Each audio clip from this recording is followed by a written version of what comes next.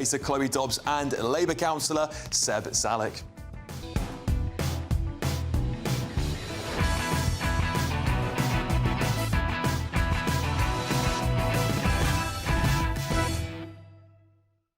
And what do you think is going on here, eh?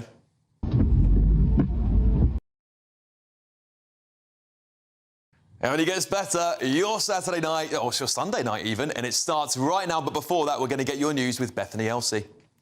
What am I going to do?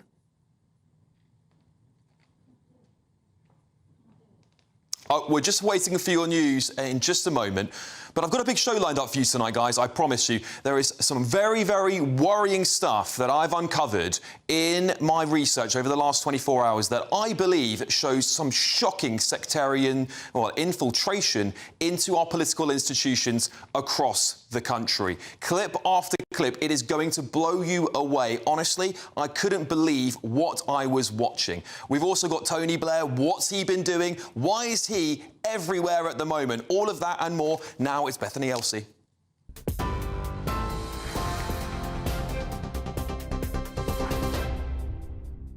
Thank you very much, Alex. Very good evening to you. I've got your top stories from the GB newsroom. Israel says they're resuming the enforcement of the ceasefire in Gaza after both sides accused each other of violations. The Israeli military says it's carried out a wave of airstrikes on Gaza after repeated attacks on its troops by Hamas.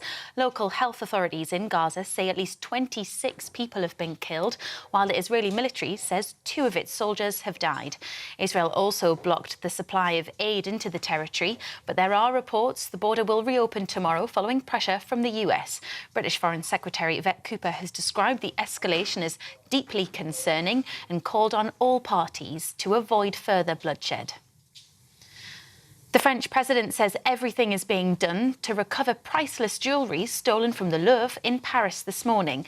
It's understood 3 or 4 masked men broke through a window and stole 8 pieces from the Apollo Gallery, which contains the French crown jewels, before escaping on motorbikes. One item was found outside the museum, damaged. It's reported to be the crown of Napoleon III's wife. Emmanuel Macron described the raid, which took less than 4 minutes, as an attack on the country's heritage. The Metropolitan Police says it's actively looking into a claim that Prince Andrew asked a close protection officer to investigate Virginia Giuffre before she accused him of sexual abuse.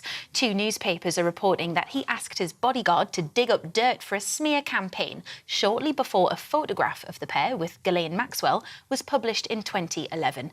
Andrew gave up his remaining royal titles on Friday over his association with the late sex offender Jeffrey Epstein. He denies all the allegations against him. The government is promising to create 400,000 new jobs by the end of the decade by training and recruiting workers for the clean energy sector. Ministers say plumbers, electricians and welders are among the occupations in demand, and that North Sea oil and gas workers will be able to access support to help them transition into the sector. And hundreds have turned out for the funeral of the cricket umpire Dickie Bird in his hometown of Barnsley. He died last month at the age of 92. Former England and Yorkshire cricketer Sir Geoffrey Boycott described his friend of almost 70 years as one of a kind and very special. And Michael Vaughan says he brought so much joy to the sport. I remember as a young player just having times of difficulty, not scoring too many runs. I might get 10 or 12 and he said, "Oh, you're playing great." He'd always tell you that you were playing great, so he had a positive kind of influence on everybody, and obviously that little seat that he has at Headingley, it's going to be void, but we'll give him a great send-off today. Those are your latest headlines. I'll have more for you in an hour's time. Tune in to GB News Radio wherever you are, online, on DAB digital radio, on TuneIn, on Radio Player and on your smart speaker. Just say, play GB News.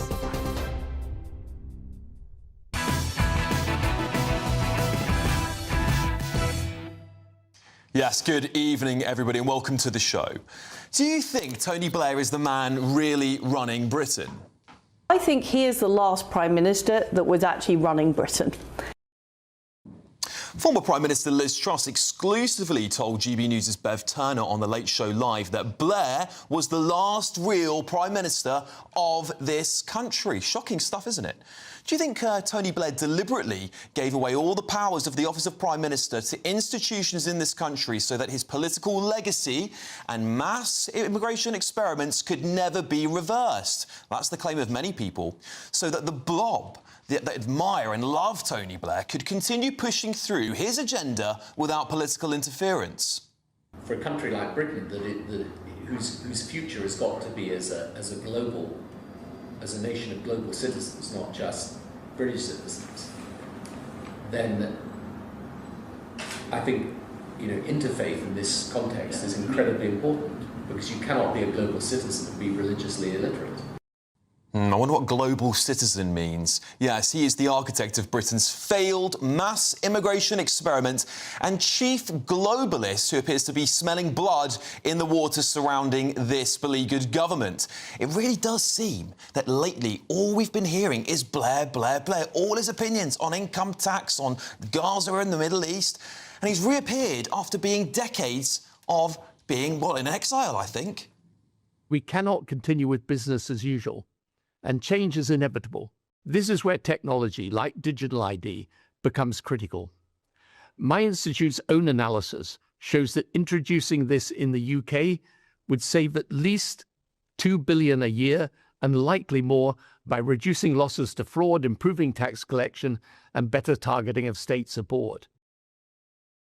Well, digital ID is the Orwellian nightmare fuel cooked up by Tony Blair almost 2 decades ago.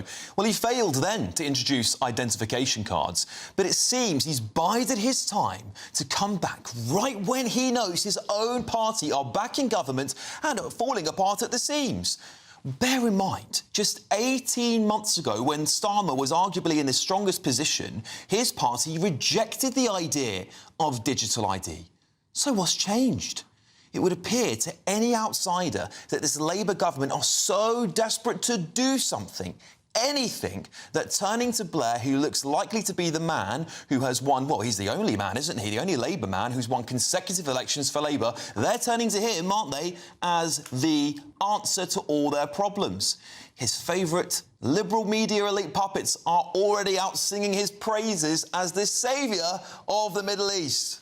Now, some of my sources in the Israeli government administration, have pointed me to Dormer, who is the, part of the Netanyahu government who's in charge of the hostage release.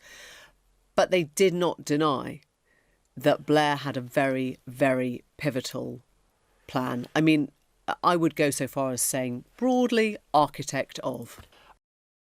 Yeah, somehow Tony Blair has managed to strong-arm his way into this Gaza peace deal. It was even flouted that he might become the de facto interim president of Gaza at one point. I mean, we've got Tony Blair put in there as a peace envoy. Yeah, what do you make of that? I mean, for God's sake, was Satan having a day off that day? Yeah. Listen, I don't agree with the pro-Palestine protesters, but, we often do agree on some things, and that is one of them. And today, of course, in the press, Blair is back again with more hot ideas. He's now taunting the beleaguered Chancellor, Rachel Reeves, who's currently running around like a child holding a pair of scissors, desperately looking for an economic agenda to follow after her last budget turned the black hole in our country's finances into a supermassive black hole. Well, Blair is now telling us in this country we should cut income tax. Well, I never in a million years thought I'd agree with him on anything, but here we are. I do agree we should be cutting taxes in this country, but frankly, like many of you at home, I don't want President Blair running this country. I think the damage he did to Britain is now playing itself out on the streets of the UK, with mass immigration running wild, his Human Rights Act making a mockery of our sovereignty and borders. His globalisation on steroids agenda has been leaving us totally exposed to his friends in China. His systematic bombing of the Middle East making us a target for every Islamist extremist. I think Tony Blair should go back into exile and enjoy his multi-millionaire lifestyle and leave the rest of us in peace. Well, Joining me to discuss the rise of fall and rise again of Tony Blair on my panel, I've got businessman and activist Adam Brooks, political commentator Chloe Dobbs, and Labour councillor Sebastian Salek. Adam, I'll start with you. One of the things that worries me in the interview he gave with Liz Truss is that she claims that he gave away lots of power. He basically sapped away power from the government and gave it to all these institutions who, strangely, all seem to think very highly of Tony Blair. Are they carrying on his legacy in place of him? Look, America has the Clintons as this cabal group of people, institutes and powerful business leaders that run America or shape America. We have Tony Blair and his institute. You only have to look back at COVID. Our governments were going to the Tony Blair Institute for advice on restrictions during COVID, and we know what a disaster that was. Tony Blair is hated by many on the left, the right and the centre. Now, getting him involved in a Gaza peace deal is like giving an arsonist a hose and expecting him to put the fire out. This man is a power-hungry elite, and I wouldn't trust a thing he says. But a stop clock is right twice a day, and he is right with taxes. At the end of the day, you cannot collect taxes off of bankrupt people or liquidated businesses. You have to cut taxes to stimulate growth, to stimulate tax receipts as well. And that is, in history, we've seen tax receipts go up when lower taxes are in play. To me, it seems like this government, putting higher taxes, they are destroying businesses for whatever reason on purpose. You cannot be this stupid. So let's see. Totally agree. I mean, Sebastian, I'll come to you next because, of course, you're a Labour councillor. Tony Blair isn't Prime Minister anymore. Liz Truss has made some quite serious allegations, and she might be right looking at how little the country has changed since Tony Blair left office. A lot of the social policies stayed the same. His Human Rights Act has stopped us deporting illegal migrants and arguably still today plays a massive role in that. Digital ID cards are coming. Almost like his agenda has subtly sort of gone through without the Tories, who I hold highly accountable for not changing any of this, by the way, being like a Tony Blair 2.0, the heirs to Blair, as Cameron almost called himself once. Tony Blair isn't running Britain, but Margaret Thatcher is.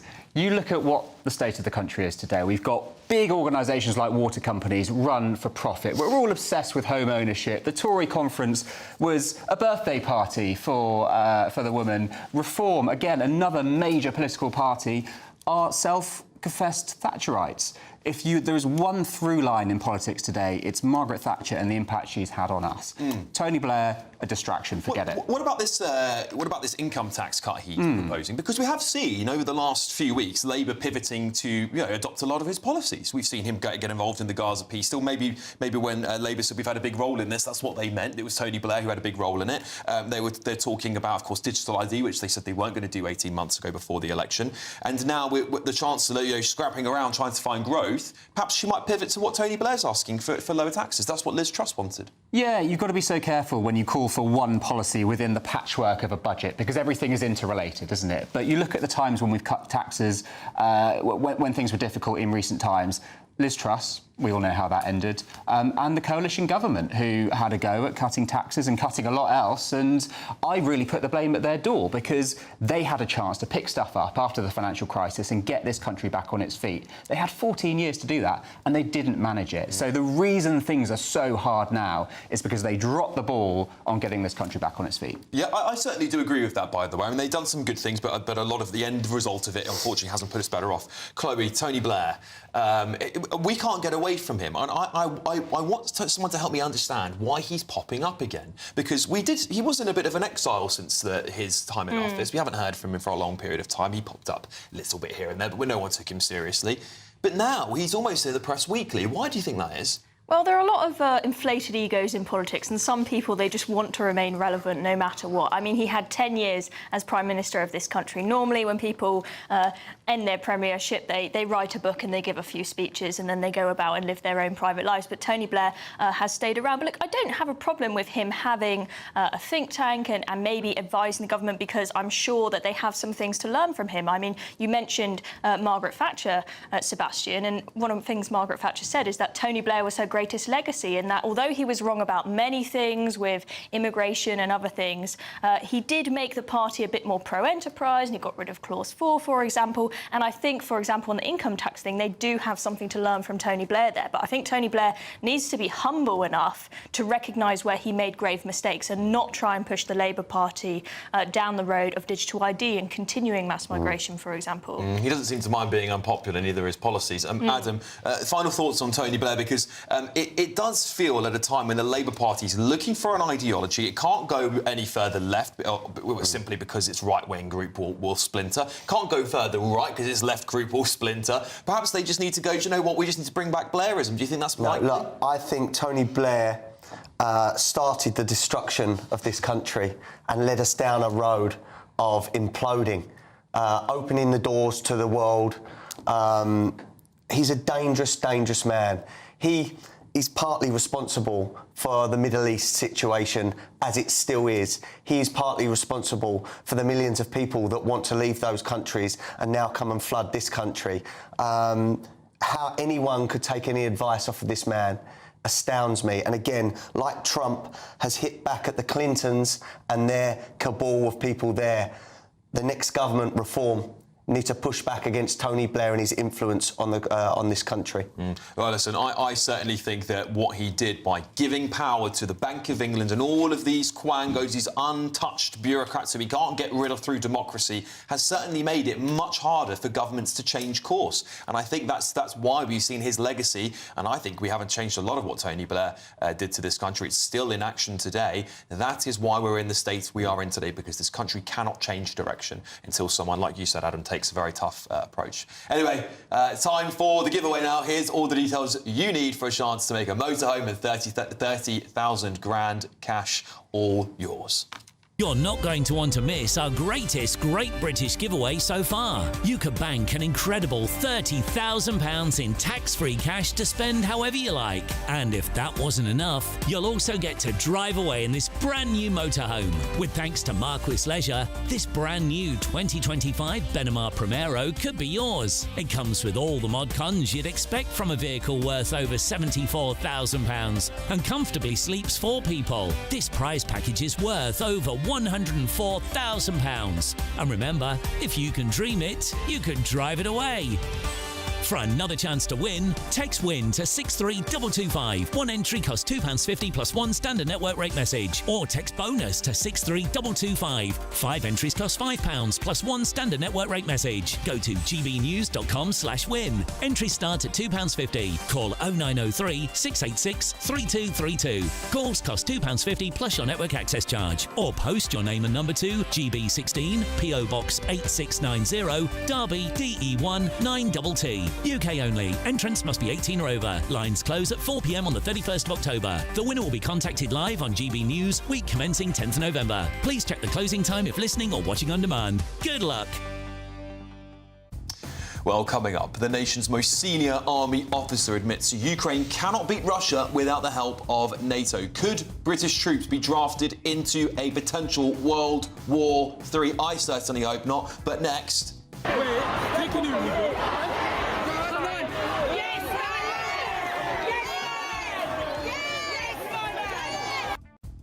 I'm just so sick of it. Are you? This is like a decade on now, and of course, Taking the Knee is back on Premier League pitches. It'll be back on your TVs before you know it. Are fans and players right to push back against this latest episode of virtue signalling? That's going to be in our head-to-head, and trust me, the sparks are going to fly on this one. It's going to be one of the best head-to-heads we've ever had. This is Alex Armstrong tonight, only on GB News.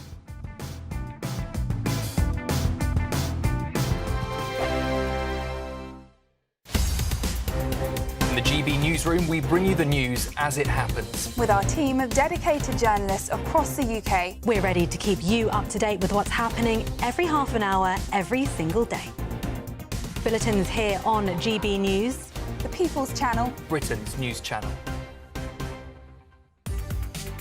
From the school run to the home run, watch a new show for all of Britain. He can say whatever he wants. A straight-talking show where all voices are heard. And, you know, when are we going to stop talking about smashing the gangs and actually do it? With the stories that matter from every part of our country. There's a bit of a crash landing there for your Chancellor. Bold, fearless and standing up for you. That's me, Martin Daubney, 3 p.m. till 6 p.m, weekdays, here only on GB News. The People's Channel, Britain's news channel. Westminster's full of talk, but out here, it's the real world. Am I allowed to talk No, now? that's it.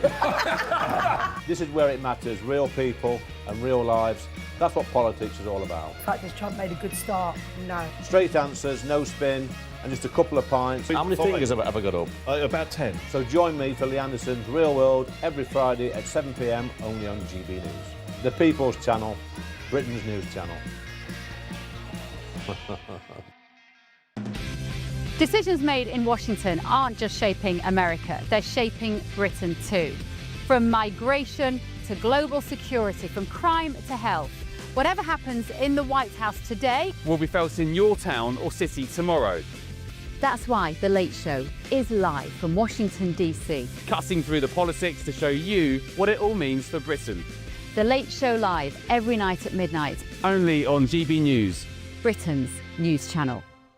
Britain deserves a newsroom that puts the facts and your voice first. Well, and that's what you get on GB News. Lively debates, lively conversation. And we're not afraid to hold power to account.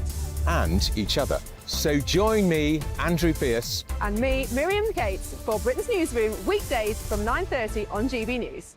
Hi, I'm Michelle Dewberry, and my show is your opportunity to cut through all the noise and dive in headfirst to some robust debates. Ideas clash. Situation, no, isn't it? No, because the failure is you're deliberately avoiding my point. Nothing's held back. And if you think this is the end of it, wait for more. And we do not shy away from the difficult stuff. Sometimes I want to shake people and say, if only you understood. So join me on Jubes & Co. weeknights at 6 p.m, only on GB News, Britain's news channel. Britain was once the envy of the world. But look around. A nation that no longer knows what it is or where it's going. A country that's broken. How do we fix Britain? How do we bring it back? Friday night with Matt Goodwin at 8 p.m, only on GB News.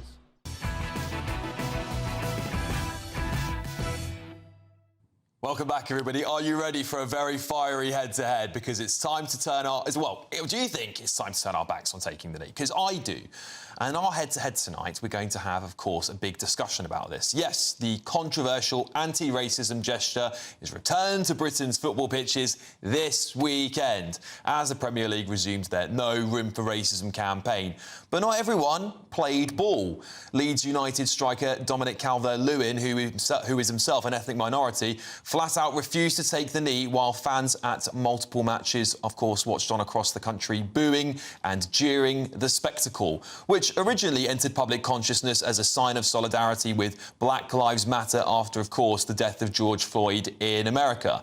And whilst racism is clearly an issue in parts of society, it's worth remembering black players are disproportionately overrepresented in English football and, for what it's worth, in football leagues right across Europe. So, is racism really still a problem in the Premier League? Should we be keeping politics and sports completely separate? And are the Premier League wrong to reintroduce this gesture of taking the knee, which should have gone away years ago?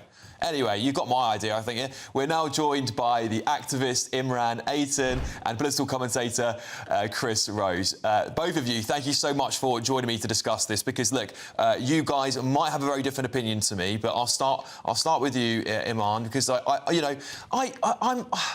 I just think that this actually doesn't help the cause of stamping out racism, if that's what you would like to call it. I think it actually provokes it. I think it is a new symbol of it. And actually what it's saying is that just because you're an ethnic minority, we should take a knee for you. What if you were to do it for every other persuasion? Do we do it for LGBT rights? Do we do it for Palestine? Where does it end, Iman?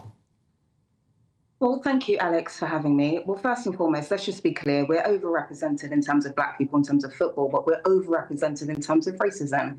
And we failed in terms of how we combat racism in the last 30 years. We've had Kick It Out from 1993 to UEFA and FIFA campaigns in the 2000s. We had Black Lives Matter anti-racism initiatives. And now, Alex, just so you know, we're having to resort to gestures from 1965. Yeah, taking the knee was not Black Lives Matter, it was Martin Luther King. You remember that speech in terms of content of character? A lot of white people like to use that speech. Well, that speech came with the gesture of taking of the knee in 1965, which is what we are having to resort to. So moral of the tale is, everything has failed. Everything that we've tried in terms of combating racism in regards to football has failed. And so now we're at the point where we are simply trying to defend. When all else fails, it's simply about our response, Alex. And that's the only thing we have control over. And so therefore we will defend, irrespective of the outcome. Well, listen, I would say actually we've moved significantly on from the 1960s, particularly in America, where you had segregated places where black people couldn't even walk into a room or get jobs. And yet still here we are talking about it in 2025 with overt racism. Well, I want to pass it to Chris because I'm not here to. I want to pass it over to Chris, Iman, because I'm not here to debate. I'm here to moderate. So I'll pass it over to you, Chris. Go on. Forgive me. Yes, I think it's, I don't think we need to see it back again. I think we've already saw it before. And it was a pointless gesture which didn't, make the lives of black people any better. America, where it originated from, has stopped using it. They, in Black Lives Matter, we know more about it now as well. And back in 2023, there was a Black Lives Matter organizer who'd used £30,000 for her own expensive lifestyle, and she was jailed for it. So we have to be careful about what we're supporting. And I don't particularly think it's really needed now for black players. I mean, if we want to talk about racism in football, we should look at, how Israeli football fans have been, recently treated. That's one thing that they could look into and morally support, but they're not going to do that. They like the easy gestures. They like the easy way out and supporting things which aren't necessarily going to improve the lives of black people at all. Yeah, Iman, I'll pass it over to you to respond to that. So thank you, Alex, and thank you, Chris. But so let's just be clear. Maybe I just spoke a bit too quickly, so I would like you to address this point, Chris. Over the last 30 years, black people have attempted to eradicate racism within football, and it hasn't worked. We've tried campaigns, we've tried educating, we've tried rules, we've tried a whole load in 30 years from different organisations, and yet nothing works. And so at this point, we should probably just go back to what we have control over, which is how we respond. These footballers are not dancing monkeys, okay? It's not the black and white minstrel show. We're not just here for your entertainment. If they are abused, racially abused, they have the right to defend themselves, sir. And if they can't do a long soliloquy, hold on, allow me to finish, please. If they can't do a long soliloquy like Iman, well, maybe they will just try to find a gesture that meant something at some point, but all different types of skin colours and more, which is the gesture of taking of the knee in regards to the speech of content of character. Maybe we have to resort to that because nothing else has worked. So more of the time is, yes, I appreciate... Stand up for racism. Hold on a second. Thank you very much. Stand up racism has done that over the years. Let me finish my point. Chris, Iman, Chris, just wrap up what you're saying, and I want to pass it back to Chris for a response. Go on. Thank you. Sorry, go ahead. No, because as I was saying, in the 80s, they did throw, banana skins at black footballers. They don't do that anymore. They used to make multi chants. It's stand up for racism has eradicated. It's online now, sir. It's not, we have many black footballers Chris, now. you are aware of this. Iman, sorry, Iman, guys, just give me 1 second because the audience really don't like it when you talk over each other. So I'll let Chris, you go. Go on, you speak, and then Iman, I'm going to let you respond. Chris, go ahead. To say, because we don't need the take of the knee. It seems disproportionate because there's been so much racism eradicated for black footballers over the last decades that, the way you present it is making it seem as though we're still in the 70s where black players are still receiving monkey charts on a regular basis. That's not happening at all. And that's a good thing. If, like I said before, if you want to talk about racism in football, there are areas such as, the way Israeli football players have been treated. That's something we could look into. But as you say, it's not, white working class people versus black footballers anymore. They're united and they, do get on quite well. But there are other communities where, it's there's a clash of racism, but, it's more controversial to talk about those ones, which Black Lives Matter won't really want to address. Iman?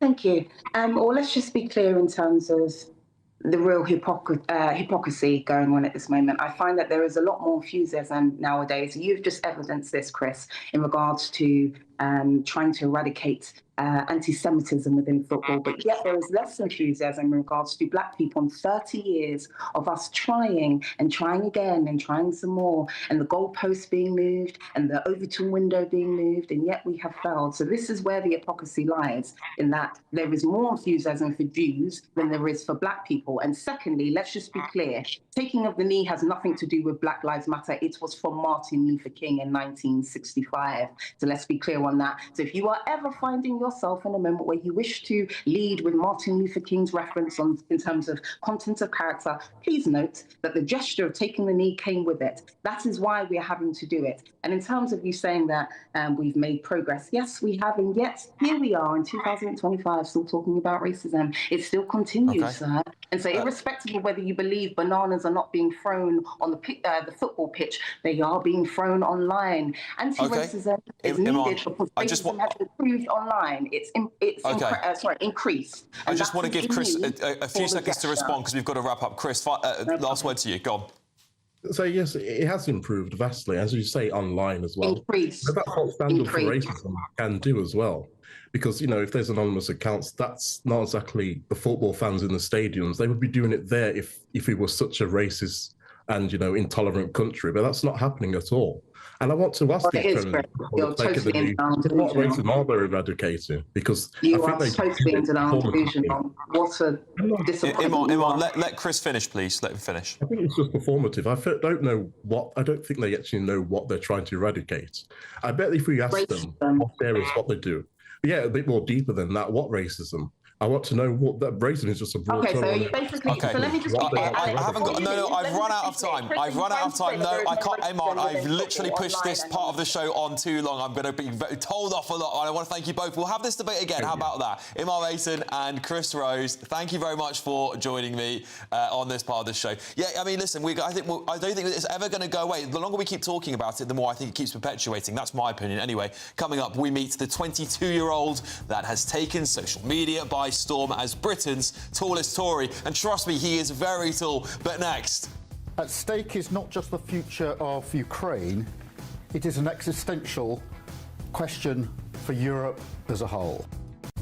Yes, the nation's most senior army officer admits Ukraine cannot beat Russia. Are we going to be sending our troops into World War III? This is Alex Armstrong tonight, only on GB News. I hope we haven't forgotten anything. Travel insurance, I tick that box. Yeah, but remember what you forgot last year. All Clear Travel Insurance sponsors GB News Travel Destinations Forecast. Hello. Well, an unsettled picture across the central Mediterranean with heavy showers and thunderstorms and some stronger winds, but some sunshine elsewhere, especially for the Canary Islands, parts of Madeira and Spain and Portugal, with a few showers here, longer spells of rain then across parts of the central Mediterranean. Some of the rain is going to be heavy, causing some localised flooding with flashes of lightning as well and some strong winds, but there will be plenty of sunshine in between as well. We still hold on to a few showers though. All Clear Travel Insurance sponsors GB News Travel Destinations Forecast.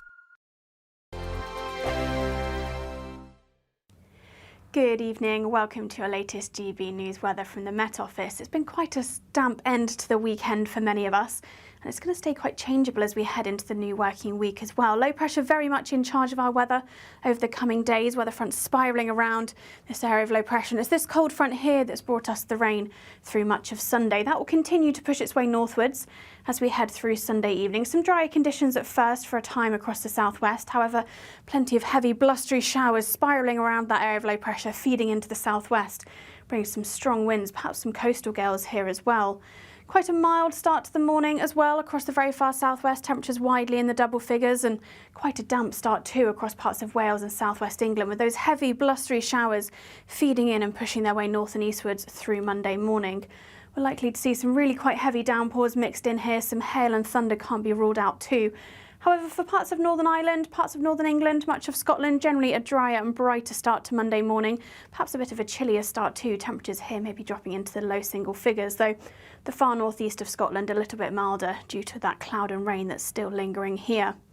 That cloud and rain continues to push its way northwards as we go through Monday evening, but it's across much of England and Wales that will continue to see those heavy, blustery showers spiralling around that area of low pressure, bringing some strong winds too. Parts of Northern Ireland, parts of Scotland faring best in terms of any sunshine through the afternoon, and with lighter winds here, feeling pleasantly warm in any sunshine. But even in the south, even though temperatures are above average, it won't be feeling particularly pleasant with those showers. Tuesday starts a bit of a mixed picture. Anywhere that we see clear skies, perhaps a little chillier, some mist and fog in places, but showery rain feeding in from the west as we go towards the afternoon, though this generally not quite as heavy as we saw on Monday. It's then a mixed picture as we head through the second half of the week with further rain likely. However, temperatures perhaps turning a little bit colder by the time we get to the end of the week.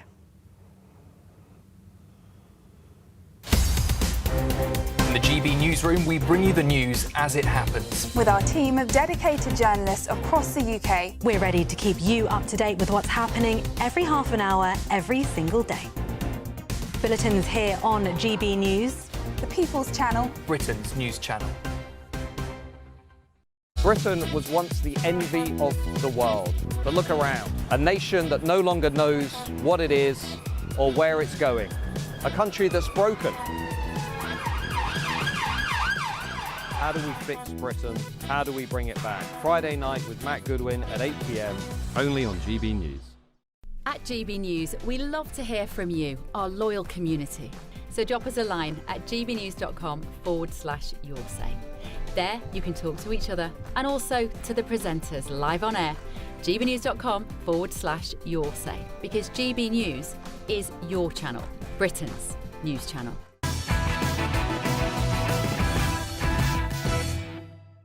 Welcome back, everybody. Well, new reports suggest that Donald Trump is demanding Ukraine submit to Putin's peace terms or, get this, face destruction in a heated White House discussion last week, supposedly.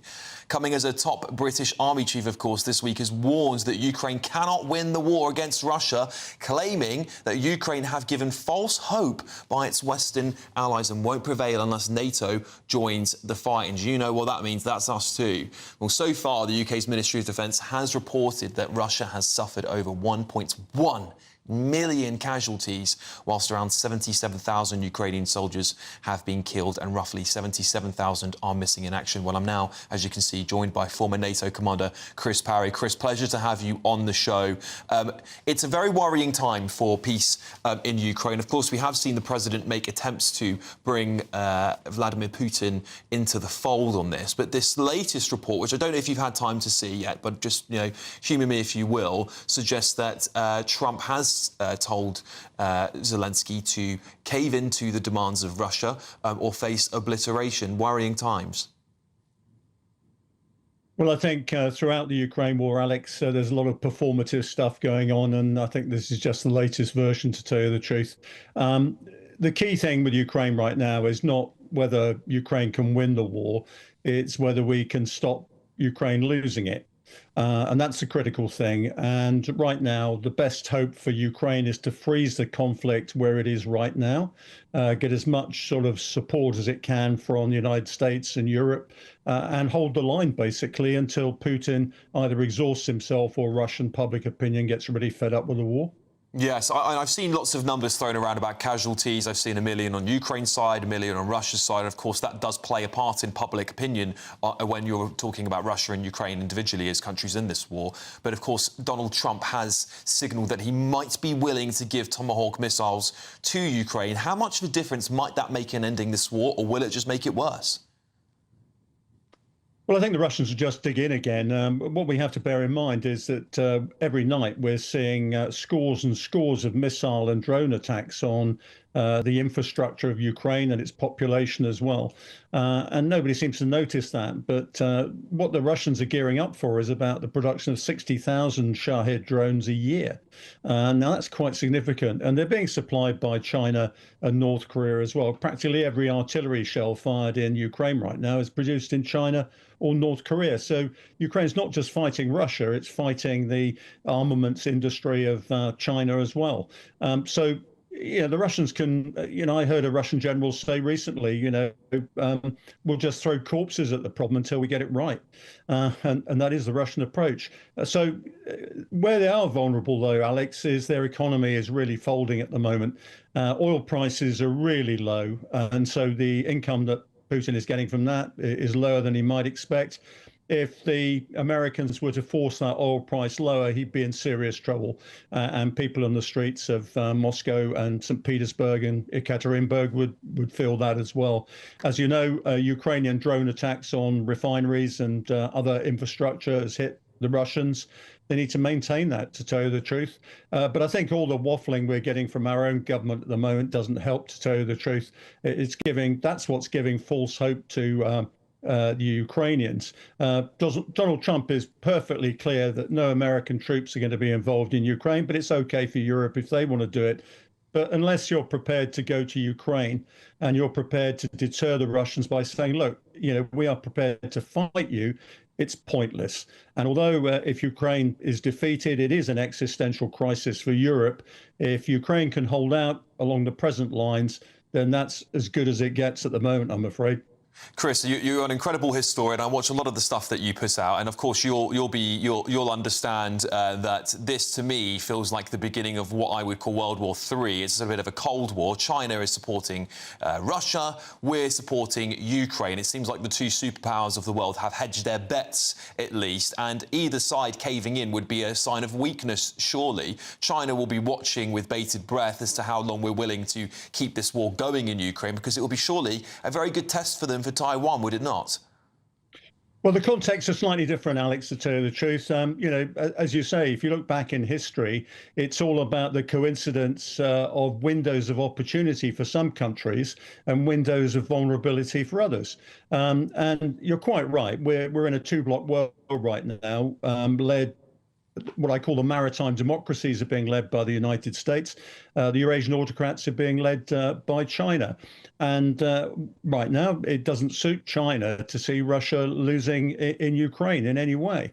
I think when you're involved in any great power conflict in the past, you have an opportunity to step back and say, right, this is as good as it gets. If you really want to escalate beyond here, then you've got to take it the whole way. So if you're going to supply cruise missiles to Ukraine and you're going to provide the targeting intelligence for that, you've got to be prepared to say, where does this end?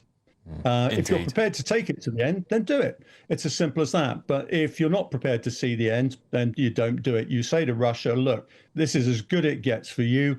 If you don't behave, we're going to depress the oil price. We're going to impose secondary sanctions, and we'll see how soon before your pips start to squeak. Chris, you're not getting any younger, Vladimir. Perhaps a brief comment from you on this one then. Do you think the war is likely to end anytime soon? Alex, I think it will.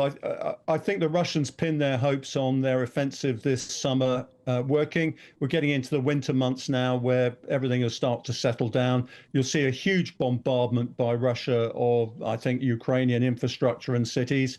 In return, I think the Ukrainians will have a good crack at Moscow and St. Petersburg as well. If I were the Ukrainians right now, I'd be trying to seize as much territory as I can, kill as many Russians as I can before the winter sets in. Let's freeze this conflict literally out along these lines, and I think we'll get peace. Fantastic news. That's what I like to hear. Chris Parry, former NATO commander and, of course, brilliant historian as well. Thank you so much for joining me on the show tonight, Chris. Coming up, is diversity really Britain's strength? Well, I'll bring you several shocking clips that suggest the absolute opposite to that. But next, we will have a young man on the show. He's taken to social media, and he is a storm, isn't he? Because he's being branded as Britain's tallest Tory. Trust me, he's very tall. And we're just going to readjust the cameras for just a moment now, and he'll be in the studio in 2 short minutes. I'm Michelle Dewberry, this is Jubes & Co with you. Hello everyone, Patrick Christie's here. GB News, Britain's news channel. Access the stories that matter to you. Take the GB News family with you on any device. And as long as you have an internet connection. Tune in to GB News, anywhere on the planet or beyond. GB News, the People's Channel, Britain's news channel. Decisions made in Washington aren't just shaping America, they're shaping Britain too. From migration to global security, from crime to health. Whatever happens in the White House today will be felt in your town or city tomorrow.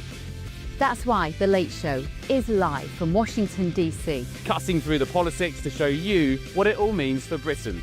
The Late Show live every night at midnight. Only on GB News, Britain's news channel. 5 hosts, 5 opinions, 5 fearless debates, 5 unfiltered takes on the day's news. 5 reasons not to be anywhere else on Saturday night. This is the Saturday 5. You got me.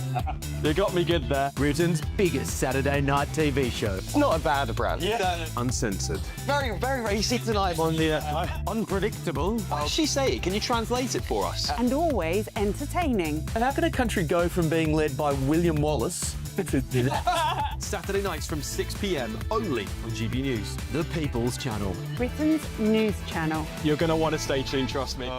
Britain was once the envy of the world. But look around. A nation that no longer knows what it is or where it's going. A country that's broken. How do we fix Britain? How do we bring it back? Friday night with Matt Goodwin at 8 p.m. only on GB News. Exciting news. Every Friday, my Patrick Christie's Tonight Show is going to have a twist to it. We're welcoming some special guests. You. That's right, on Fridays I'm going to be doing my show in front of a live studio audience because this show is about you and what you have to say. It's going to be the same big debates, same big topics, same big opinions, but every Friday night at 9 p.m. you are invited to come on down to Patrick Christie's Tonight to be a part of the action. Only on GB News, the People's Channel, Britain's news channel. Westminster's full of talk, but out here, it's the real world. Am I allowed to talk then? No, that's it. This is where it matters, real people and real lives. That's what politics is all about. The fact has Trump made a good start? No. Straight answers, no spin, and just a couple of pints. How many fingers have I got up? About 10. So join me for Lee Anderson's Real World every Friday at 7 p.m. only on GB News. The People's Channel, Britain's news channel.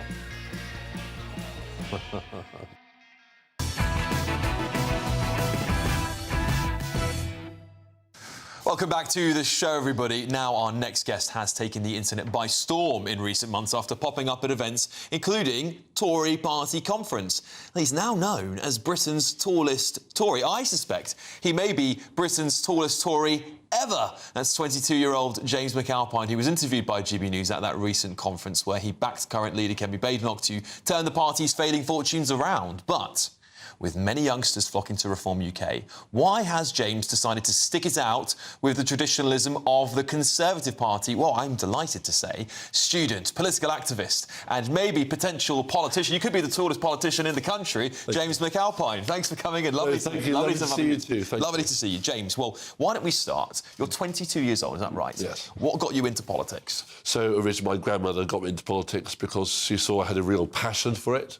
And she sort of said to me, well, why don't you join the Young Conservatives? And I sort of like, do I do this? Do I not? Will it be a waste of time? What will it include?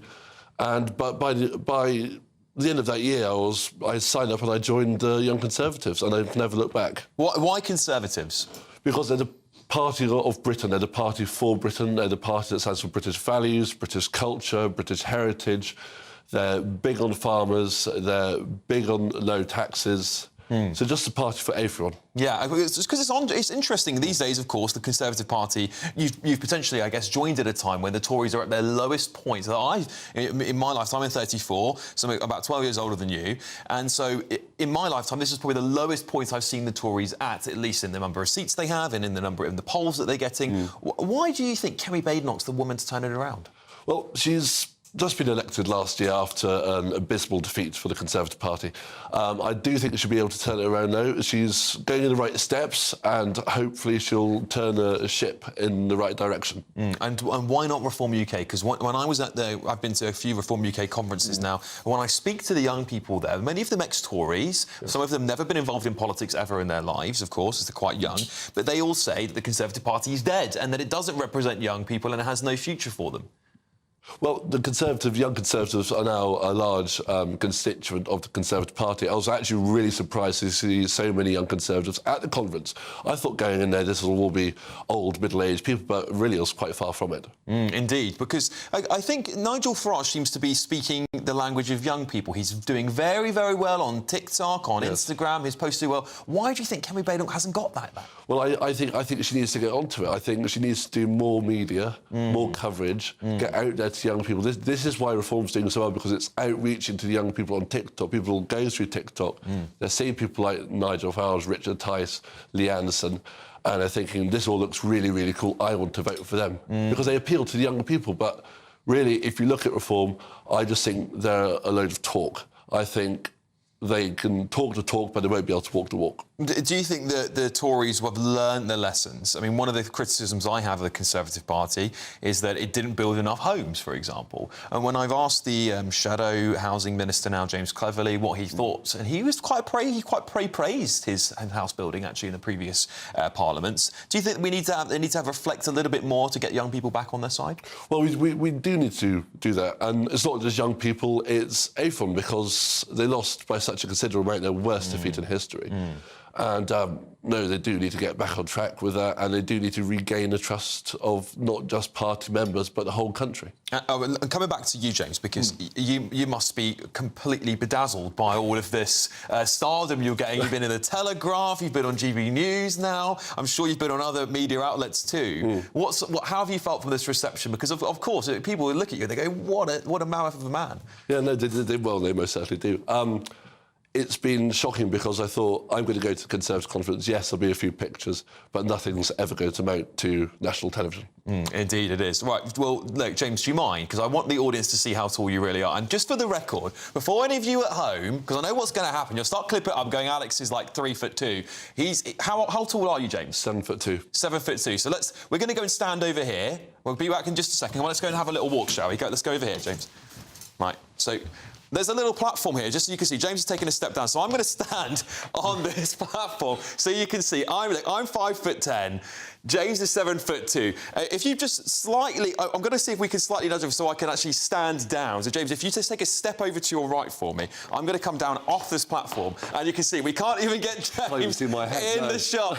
There you go. There you go. Incredible, James. What a pleasure for you coming onto the show. Thank you so much. Come and we'll let you sit back down and give you a break for all the incredible stuff there. There you go. I think James is Britain's tallest Tory, and I think he's going to be perhaps the tallest ever politician in the country. I'm sure one day he'll get a seat somewhere and get elected. If you're watching Kemi, you know where to go next. James, thank you very much. Would you like to run for Parliament? I would do, yes, but university is my focus at the moment at this time. So get to university. I want to then work in the city in insurance, and then go into politics after that, because I believe for all politicians, they should have a proper job first. You sound like a very sensible young man. I'm sure people at home will absolutely agree with me on that. James McAlpine, the tallest Tory in Britain, not just the tallest young Tory, the tallest Tory in Britain. I look forward to watching your career with great interest, James. Thanks for coming on the show. Well, coming up, with the police now investigating the latest allegations against Prince Andrew, could Virginia Giuffre's upcoming memoir be the final nail in his reputational coffin? But next. Every second I'm wearing it, you know, that is my jihad. And if I'm outspoken for it, then I could be part of this struggle. I think sectarians are taking over our country. I'll see you in a tick. Expect warm spells with the odd rude interruption. Boxed Boilers sponsors the weather on GB News. Good evening. Welcome to our latest GB News weather from the Met Office. It's been quite a damp end to the weekend for many of us, and it's going to stay quite changeable as we head into the new working week as well. Low pressure very much in charge of our weather over the coming days. Weather front spiralling around this area of low pressure. And it's this cold front here that's brought us the rain through much of Sunday. That will continue to push its way northwards as we head through Sunday evening. Some drier conditions at first for a time across the southwest. However, plenty of heavy blustery showers spiralling around that area of low pressure, feeding into the southwest, bringing some strong winds, perhaps some coastal gales here as well. Quite a mild start to the morning as well across the very far southwest, temperatures widely in the double figures, and quite a damp start too across parts of Wales and southwest England, with those heavy blustery showers feeding in and pushing their way north and eastwards through Monday morning. We're likely to see some really quite heavy downpours mixed in here. Some hail and thunder can't be ruled out too. However, for parts of Northern Ireland, parts of Northern England, much of Scotland, generally a drier and brighter start to Monday morning. Perhaps a bit of a chillier start too. Temperatures here may be dropping into the low single figures, though the far northeast of Scotland a little bit milder due to that cloud and rain that's still lingering here. That cloud and rain continues to push its way northwards as we go through Monday evening, but it's across much of England and Wales that we'll continue to see those heavy blustery showers spiralling around that area of low pressure, bringing us some strong winds too. Parts of Northern Ireland, parts of Scotland faring best in terms of any sunshine through the afternoon, and with lighter winds here feeling pleasantly warm in any sunshine. But even in the south, even though temperatures are above average, it won't be feeling particularly pleasant with those showers. Tuesday starts a bit of a mixed picture. Anywhere that we see clear skies, perhaps a little chillier, some mist and fog in places, but showery rain feeding in from the west as we go towards the afternoon, though this generally not quite as heavy as we saw on Monday. It's then a mixed picture as we head through the second half of the week with further rain likely. However, temperatures perhaps turning a little bit colder by the time we get to the end of the week. Expect warm spells with the odd rude interruption. Box Boilers sponsors the weather on GB News. There's 2 weeks remaining in our latest, greatest giveaway. You could be in the driving seat of this Benamar Primera motorhome. This luxurious home from home comes with all the mod cons. Plus, you can use it with your current driving licence. We'll also boost your bank account with a whopping £30,000 in tax-free cash to spend on anything you like. It only takes one entry to become a winner. For another chance to win, text WIN to 63225. One entry costs £2.50 plus one standard network rate message. Or text BONUS to 63225. 5 entries cost £5 plus one standard network rate message. Go to gbnews.com/win. Entries start at £2.50. Call 0903 686 3232. Calls cost £2.50 plus your network access charge. Or post your name and number to GB16 PO Box 8690 Derby DE1 9TT. UK only. Entrance must be 18 or over. Lines close at 4 p.m. on the 31st of October. Please check the closing time if listening or watching on demand. Decisions made in Washington aren't just shaping America, they're shaping Britain too. From migration to global security, from crime to health. Whatever happens in the White House today will be felt in your town or city tomorrow. That's why The Late Show is live from Washington, DC. Cutting through the politics to show you what it all means for Britain.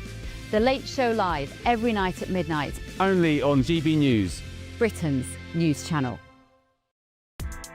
Join me, Nana Akwe, for an informative, interactive news programme with a difference. It's fun. No, he didn't say that, Dave. I'm so surprised. I think there's an element of truth to that. Join me from 3 p.m. every weekend, only on GB News, Britain's news channel. Westminster's full of talk, but out here, it's the real world. Am I allowed to talk now? No, that's it. This is where it matters, real people and real lives. That's what politics is all about. In fact, has Trump made a good start? No. Straight answers, no spin, and just a couple of pints. How many fingers have I got up? About 10. So join me for Lee Anderson's Real World every Friday at 7 p.m. only on GB News. The People's Channel, Britain's news channel.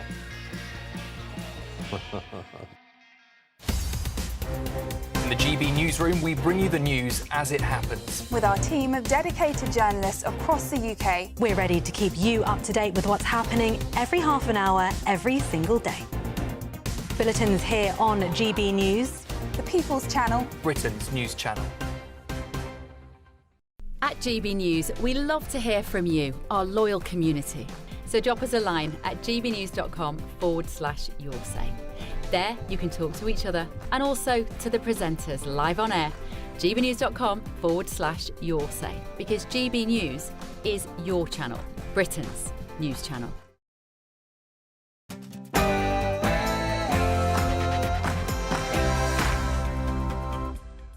Good evening, it's 10 p.m. I'm Alex Armstrong. Tonight, every second I'm wearing it, you know, that is my jihad. And if I'm outspoken for it, then I could be part of this struggle against Islamophobia.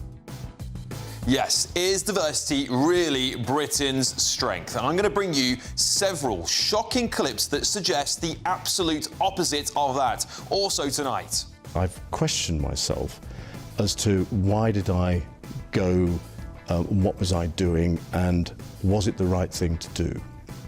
With the police now investigating the latest allegations against Prince Andrew, could Virginia Giuffre's upcoming memoir be the final nail in the coffin? Let's see.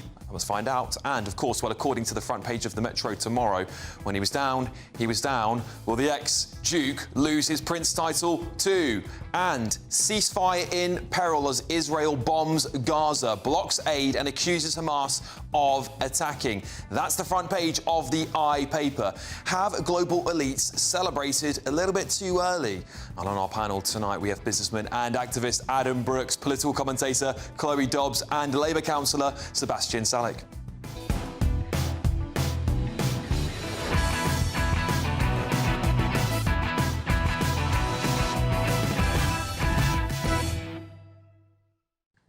And what on earth is going on here, eh?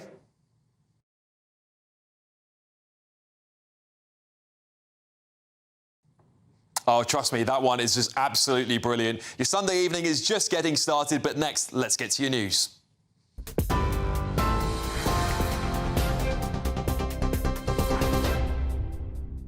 Good evening, I'm Bethany Elsey with your top stories from the GB newsroom at 10 o'clock. Israel says they're resuming the enforcement of the ceasefire in Gaza after both sides accused each other of violations. The Israeli military says it carried out a wave of airstrikes on Gaza after repeated attacks on its troops by Hamas.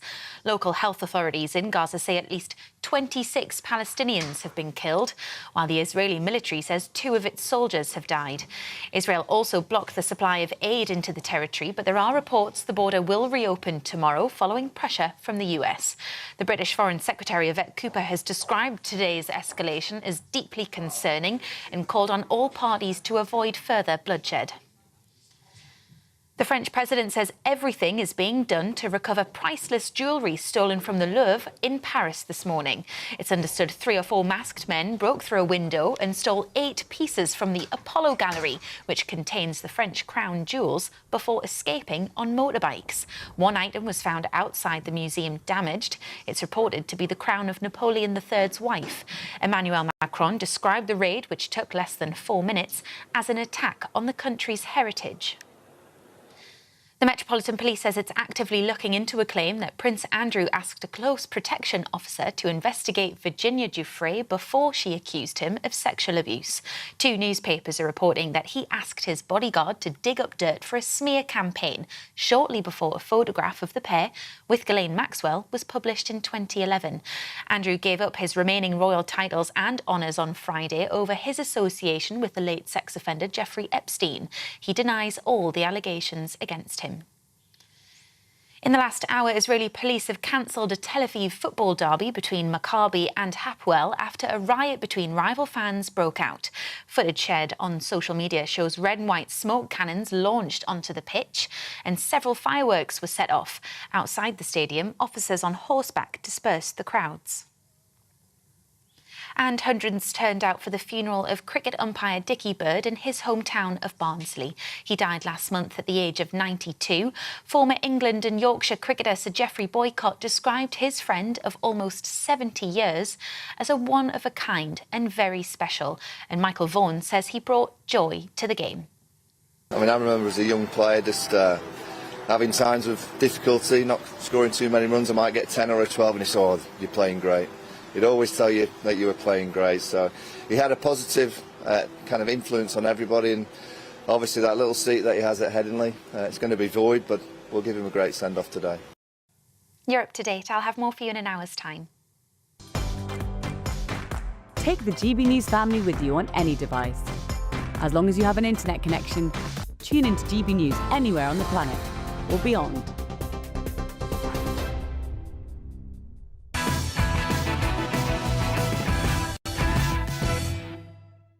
It seems to me like there is an organised takeover of our political system underway by sectarians. Every second I'm wearing it, you know, that is my jihad. And if I'm outspoken for it, then I could be part of this struggle against Islamophobia. This isn't just about sectarians living and residing, mostly unassimilated, by the way, in our country, but it's about their seemingly ever-emboldened and unabashed takeover of our political system.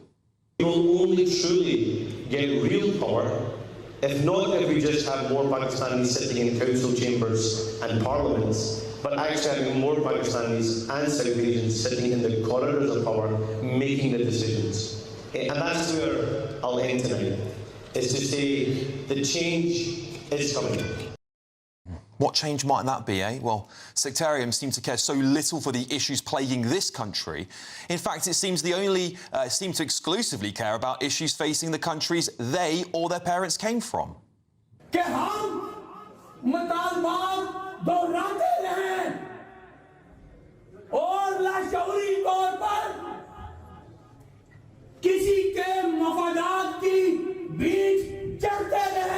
I shared on social media the work I and colleagues across the two houses have been doing to urge the government of Pakistan to build an international airport at Mirpur. If that wasn't enough, of course, it was deemed perfectly acceptable by them to raise foreign flags over buildings owned by and paid for by British taxpayers. Bismillahirrahmanirrahim. Assalamu alaikum. It is a privilege and I welcome you all to the flag raising ceremony in Pakistan Day.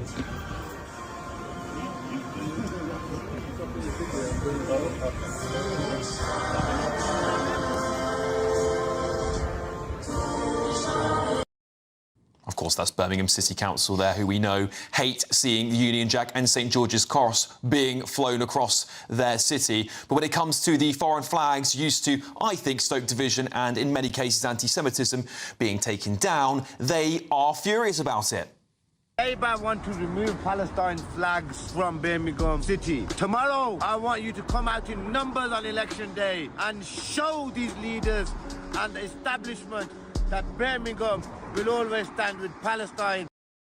As British people who have English as their first language have left these areas due to mass immigration, what's the point of the Lord Mayor of Rotherham addressing the room in English, eh? Bismillahirrahmanirrahim. Bismillahirrahmanirrahim. Mere bhai, assalamu alaikum wa rahmatullahi wa barakatuh. Can you all hear me in the back? And despite being in a majority white British country, some seem to have a severe problem with too many white people being in positions of power. The Lord President, white. The Lord Justice Clerk, white. Every High Court judge, white. The Lord Advocate, white. In some areas, entire towns are not even recognisably English anymore. Not tell me Ilford is basically Lahore, bro. I lied, this looks like Lahore. I'm not even joking. Like, the only thing that's London about this is Dixie, bro. Yeah, I'll keep it real, Dixie. Not even that, though. Yeah, everyone can see it, can't they? Robert generally gets in trouble for saying things like that, but everyone can see it with their own two eyes. And celebrations of Pakistani independence from Britain, of course, the country many of these people now choose to call home, dominate the streets every year. Even Pakistani people are embarrassed by the state of it after the celebrations have taken place.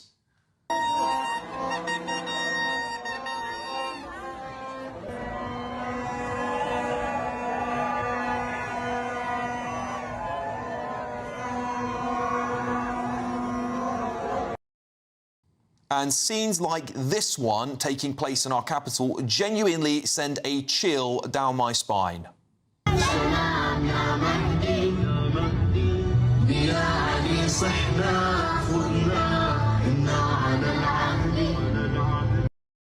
You'd be forgiven thinking that was London, wouldn't you? This is not integration. This is not assimilation. This isn't even diversity. It is a new monoculture being imported into Britain en masse, isn't it? Let's get real. It's now becoming exceptionally clear that there is, in my strong opinion, a takeover of our political system, year by year, with more sectarians seizing control of elected positions up and down the country than at any point in our history. We have got to have a serious, and I mean serious, national discussion, no matter how politically offensive it may be, about mass deportations and ending mass immigration to Britain from countries that have no cultural ties to our way of life. It is not racist to say that scenes I've just shown you do not look or sound like places in Britain or have a place in our country. It is simply a true observation of the facts that many British people from all backgrounds will share. If we do not stop this experiment and reverse it, I believe Britain, as we know, will cease to exist. And joining me to discuss this on tonight's panel, businessman and activist Adam Brooks, political commentator Chloe Dobbs, and Labour councillor Sebastian Salik. Adam, I'll start with you. You know, my family is a mixed bag, right? There's a mixed bag of people in my family. But when they look at Britain, and my stepfather came over here 40 years ago, he looks at Britain and he says, this isn't the same Britain I remember. This is not the same, and he doesn't want that here. I speak to many people from different communities. I come from a very diverse part of London, but they didn't come to Britain for it to be a different country. Unfortunately, in Britain at the moment, there are some towns where you can walk up the high street and not see a woman's face because they're covered up. You can walk from one end to the other and not hear English being spoken. There won't be traditional so-called English businesses like pubs or traditional businesses at all. So these are mini South Asian enclaves within Britain. And we also now have politicians. Sectarianism is coming into politics, whether it be MPs or councillors, where Gaza or a new Pakistani airport is more important than the local roads or the people that vote within that constituency. It's a dangerous, dangerous path we're going on. Assimilation has failed, and I don't know how we're going to reverse that. Chloe, because sectarianism is really where the worry is here, Yes. because as soon as it becomes mainstream, and we're seeing, of course, pro-Gaza MPs outnumbering Reform UK MPs at the moment, right? That's the reality we're living. It's reality. When that happens and we get these parties becoming actually mainstream, your party, which I think is quite sectarianism, if I do say so myself, becoming a mainstream force in British politics, and it then becomes established, well, actually, there's not really much going back from that, I think. No, I think it's a really scary direction we're moving in. And this country and other Western nations, we've had a long-standing tradition of having at least a significant degree of separation between church and state. But I think what you see with a lot of members of the Islamic community is they see it as their duty to their religion to try and increase the role of their religion in the political system that they live in. So I think that is the driver of this. And I think it's a very concerning direction that we're moving in. And also, it used to be the case that, you know, as you say, there are many people who came to this country, like your father, who came here to be part of British culture. Britain, when it was proud of its culture, was patriotic and knew what it stood for, it meant that people coming here wanted to adopt our values, were excited to do so. And it's important to draw a distinction between a multi-ethnic society and a multicultural society. When we started having more immigration, we were creating a multi-ethnic society, but we had this sort of unified culture, with, of course, some variation. It's nice to have different food and whatnot brought from different cultures. But now we've got this...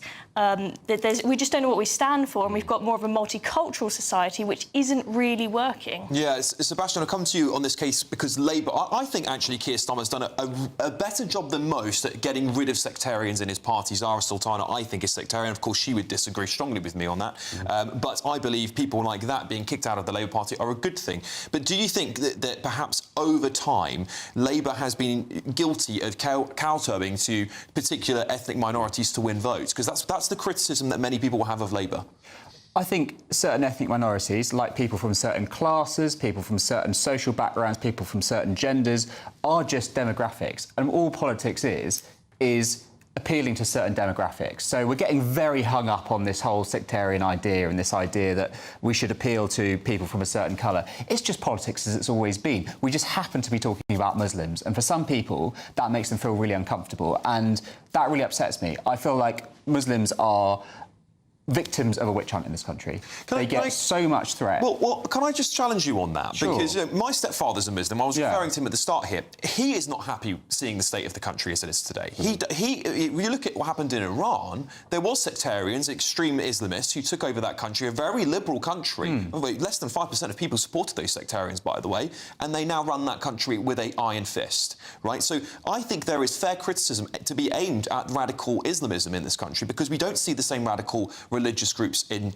Judaism, in Christianity, in Hinduism and other groups. So I think it's very important we talk about this. We wouldn't be talking about it. And on last night's show, I was showing people some of the things that are happening in mosques. An imam in Birmingham was preaching to people about how to stone women to death appropriately, right? So I understand what you're saying. I think you're saying there's a witch hunt, but I think it's because people are seeing these things and they're going, actually, this has no place in Britain. And no other cultural group or religious group are preaching these sorts of things. I mean, if you're talking about Islamism, which is the extreme form of Islam that often ideologies that people hold and go off and commit terrible attacks, then I completely agree with you.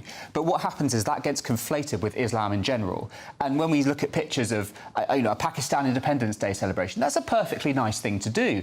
It's completely possible to hold multiple identities and have none of those identities be diluted. You can be of Pakistani heritage and be British, and both of those are incredibly valuable and incredibly valid. Look, one thing I remember when Corbyn was speaking pre-election in 2019, I believe it was, basically said that they owned the minority vote.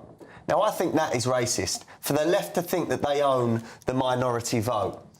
I speak to a lot of people, non-white now, black and brown, that are sick and tired of the left telling them they have to vote for Labour or they have to vote on the left. They're seeing the same problems that we're seeing. I think that's racist and divisive. And there are many black and brown communities that are now thinking, right, reform is where I need to be. We need change.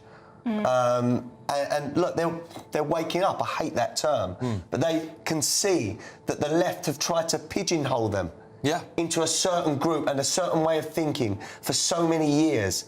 And now many are breaking out of that and seeing through it. Well, Adam, the problem I've got is that there are many communities. I was born in a borough called Harrow in northwest London. It's one of the most diverse boroughs in London, right? It's one of the most diverse. And I was growing up with people from all different races, religions, backgrounds. We all got along quite well. But unfortunately, what I think we're seeing in many parts of Britain is actually monocultures. Yes. Groups of people from one religion or mostly one culture, actually, who has its own version of that religion, grouping together and then are not embracing British values, and I don't see how we can all coexist peacefully. And let's I've many Muslim friends from the boxing community, and I've asked a few of them, would you want Sharia law in this country? And they all said, no way. Not, yeah. We love our faith. We love Britain as it is. We do not want Sharia law. So we can't all say that there is this big movement from the majority of Muslims that want Sharia law. They don't. But there is an extreme group or a radical group that are trying to push that and make it normal within certain societies. Yeah, I think there's a big issue with us tolerating the intolerant, and you only need a small part of the Muslim community to be completely intolerant of, for example, somebody who is pro-Israel. I have a friend who is a Muslim but supported Israel as a response to the October 7th attack, and very shortly after he had Muslim gangs giving him death threats, turning up at his door, threatening his family. That is absolutely terrifying. And that happens far too often, and that means that you can hold politicians and individuals in your community to ransom. There was the individual in Rotherham who's now been given an award by the civil service for community cohesion, who led that Muslim boycott and said, if any of you in the Muslim community cooperate with the police on the grooming gangs, we will boycott you. That's what happens, and that really scares me. When your Prime Minister will not call out Islamist terrorism in response to a synagogue attack where 2 Jews were murdered on the streets of Britain, we have a problem. It shows because the Prime Minister is scared. Yeah, I obviously he's going to refute all of these claims that he's not doing enough on this stuff, but let the public decide. Let the public decide is what I always say. The public can see, the public can make their own decision. But listen, I've got to leave it there. I'm sorry, it's a very good debate, and we will have it more often, of course, because we do need to talk about these things, and we need to have a national conversation, and I'm willing to take the hit, and let's run with it, shall we? But it's time for the Great British Giveaway, isn't it? Here's all the details you need to get a motorhome, and £30,000 in cash all can be yours. You're not going to want to miss our greatest Great British giveaway so far. You could bank an incredible £30,000 in tax-free cash to spend however you like. And if that wasn't enough, you'll also get to drive away in this brand new motorhome. With thanks to Marquis Leisure, this brand new 2025 Benamar Primero could be yours. It comes with all the mod cons you'd expect from a vehicle worth over £74,000 and comfortably sleeps 4 people. This prize package is worth over £104,000. And remember, if you can dream it, you can drive it away. For another chance to win, text WIN to 63225. One entry costs £2.50 plus one standard network rate message. Or text BONUS to 63225. 5 entries cost £5 plus one standard network rate message. Go to gbnews.com/win. Entries start at £2.50. Call 0903 686 3232. Calls cost £2.50 plus your network access charge. Or post your name and number to GB16 PO Box 8690 Derby DE1 9TT. UK only. Entrants must be 18 or over. Lines close at 4 p.m. on the 31st of October. The winner will be contacted live on GB News, week commencing 10th November. Please check the closing time if listening or watching on demand. Good luck. Good luck, everybody. Well, coming up, we'll run through the first of tomorrow's front pages, hot off the press. But next, I've questioned myself as to why did I go, what was I doing, and was it the right thing to do? well, with the police now investigating the latest allegations against Prince Andrew, could Virginia Giuffre's upcoming memoir be the final nail in his reputational coffin if it wasn't already destroyed as it is? Well, editor-at-large of The Mail on Sunday joins us next. Charlotte Griffiths, don't move a muscle. This is Alex Armstrong tonight, only on GB News.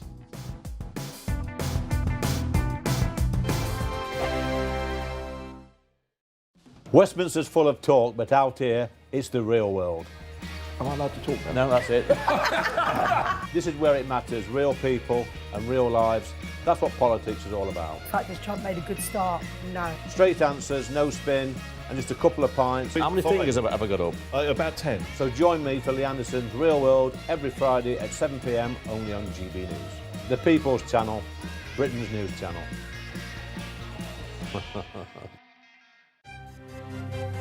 GB News Breakfast, every day from 6 a.m. Talk to our favourite space expert, Andy Lound. Good morning, Andy. Because, some people will say, well, why does it matter? But it changes our perspective, doesn't it, of cosmic evolution? Yes, good morning, Beth. Yes, it does. It's quite an important discovery. And again, it just shows that science constantly moves on. The instrument they've used, Gravity Plus, has taken the light from 4 major telescopes and actually analysed that of a black hole. And at the centre of the black hole, you have the quasar, which is the active nuclei of a black hole. And surrounding that is a ring of dust and gas, the accretion disk. And it's thought that the black holes were obviously feeding on this, the materials falling into the black hole. Now, that was measured at 800 times the mass of our star, the sun.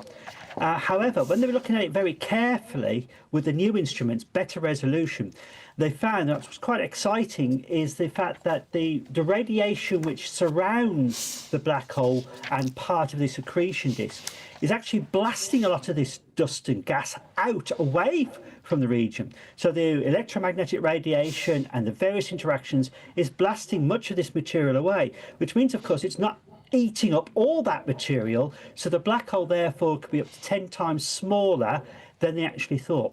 This is a really important discovery because we're trying to understand why there were such massive black holes in the early universe, and our physics wasn't really fitting in with that.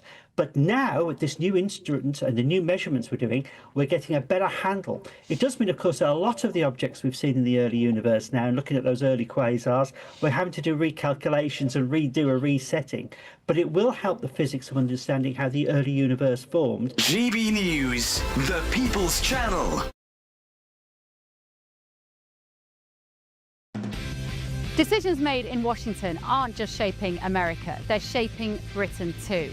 From migration to global security, from crime to health. Whatever happens in the White House today will be felt in your town or city tomorrow. That's why The Late Show is live from Washington, DC. Cutting through the politics to show you what it all means for Britain. The Late Show live every night at midnight. Only on GB News, Britain's News channel.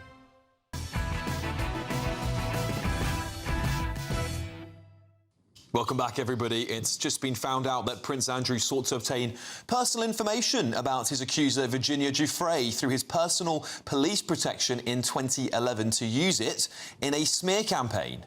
Well, it comes after Miss Giuffre's brother called on King Charles to strip Andrew of his prince title following the announcement he would drop the other titles. Well, Miss Giuffre said she was one of the girls and young women sexually abused by convicted sex offender Jeffrey Epstein and his wealthy elite circle. She famously sued Prince Andrew in 2021, claiming she was sex trafficked 3 times to him, starting when she was just 16 years old.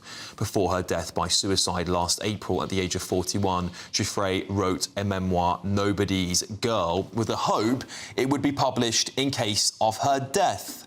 Well, in the bombshell memoir, which comes out on Tuesday, Giuffre states that Prince Andrew believed having sex with her was his birthright.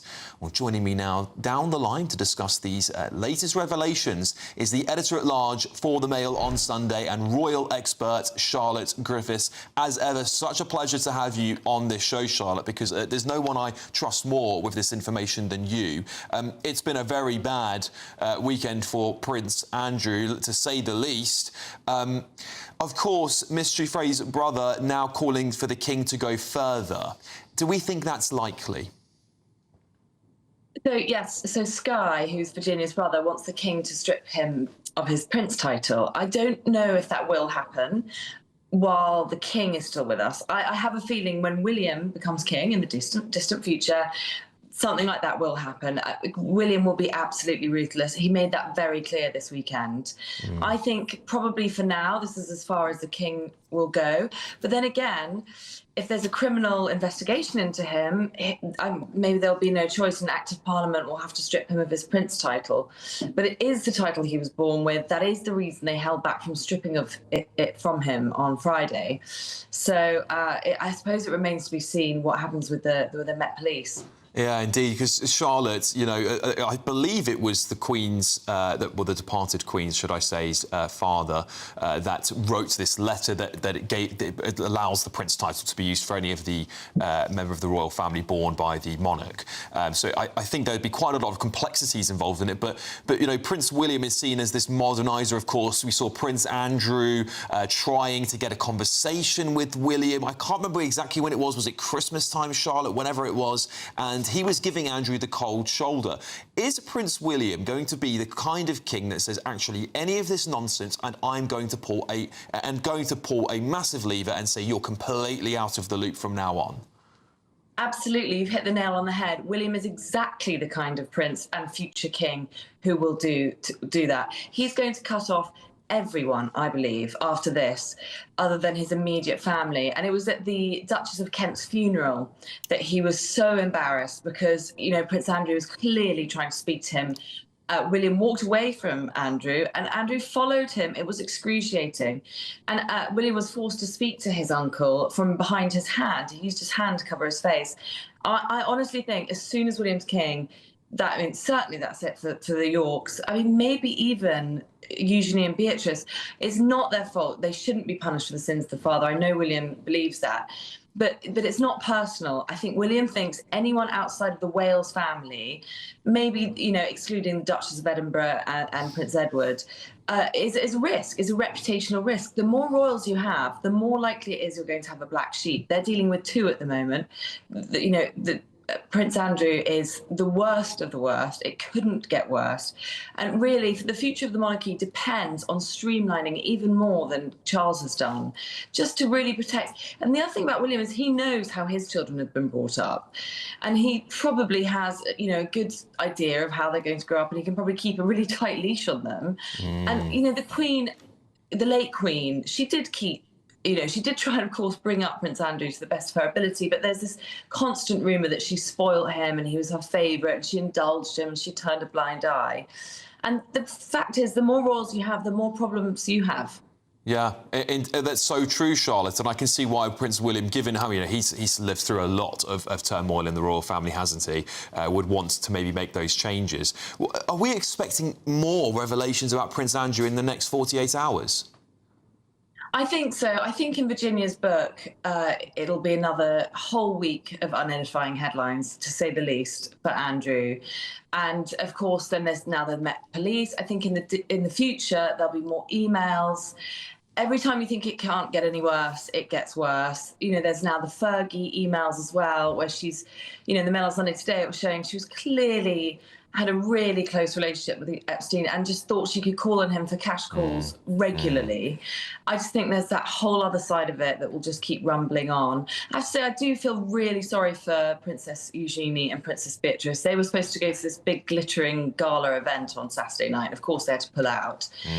But they're at a very low ebb. I do hear that they're not particularly speaking to their parents at the moment. That's the rumour at the moment. It's going to be another week of headlines pretty much every day, I'd say. Oh, it's terrifying to think of that, Charlotte. I want to bring in my panel here. I've got Adam Brooks, Chloe Dobbs and Sebastian Salek here with me, Charlotte. Adam, would you like to ask Charlotte anything? Yeah, Charlotte, is there any way that Prince Andrew could be removed from the royal accommodation that he gets, you know, having the privilege of being within the royal family at all? There's a huge public appetite for that. People are calling for it left and right, especially within the royal family. Prince William's desperate to get him out because Royal Lodge is right next to William's new house, very, very close. I mean, really their immediate neighbour. But the more obvious point is they don't deserve it because it's a huge, vast property. However, it's a sticking point because they have got this lease. So it'll be another case, I think, of Andrew having to fall on his sword. Just like with the Duke of York title, it was quite difficult to get that taken away from him because it required an Act of Parliament. So the pressure was just on Andrew for months and months, and certainly days, to get him to relinquish the title himself. So what I think will happen is, in the end, Prince Andrew will relinquish it himself, but it's the one last thing he has that makes him feel like Prince Andrew. And we know that he likes grandeur and he loves titles, and all of that is so important to him. And without it, he has nothing left. But there's no way he can keep it. It's just outrageous that he has for so long. Indeed. Chloe? Emily Maitlis has just done a piece in the Sunday Times saying that she's now gone through that whole interview with Prince Andrew and realised that there are a lot more than just the couple of points we always talk about that seem quite questionable. Do you think that Prince Andrew will ever revisit any of the comments he made in that interview and admit fault and have any humility?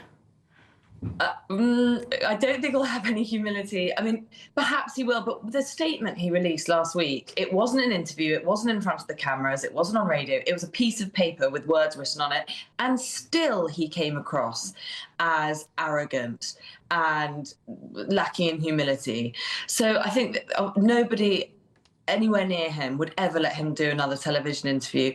But I read that Emily Maitlis piece, and she did say she watched her interview with him, and it cast a whole new light on it. So I'm planning to watch it actually probably tomorrow, because everything he said is not coming to pass. It's just none of it makes sense. None of it's true, and so I think she was quite wise to rewatch it herself. Sebastian? Charlotte, this is the biggest threat or the biggest scandal that we've had in the royal family in my lifetime, certainly. And with every revelation, it gets worse and worse and worse. How existential a threat do you think this is to the royal family?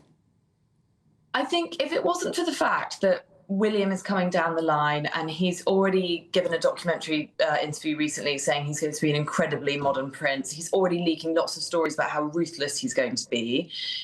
If it wasn't for that, I would be extremely worried, because King Charles is, of course, being as ruthless as he can be, but he is more of an old-fashioned king. He has this sense of duty. He is, of course, the brother of Andrew, and I don't think he's been harsh enough, and I don't think he's been swift enough thus far. But I think that what William is doing, which is quite clever, is trying to nip in the bud that existential threat and say, don't worry, when I am king, all of this is going to end. There won't be any more black sheep. It's going to be the Waleses. And we do know the Waleses are a really popular branch of the family. Catherine is a brilliant future queen.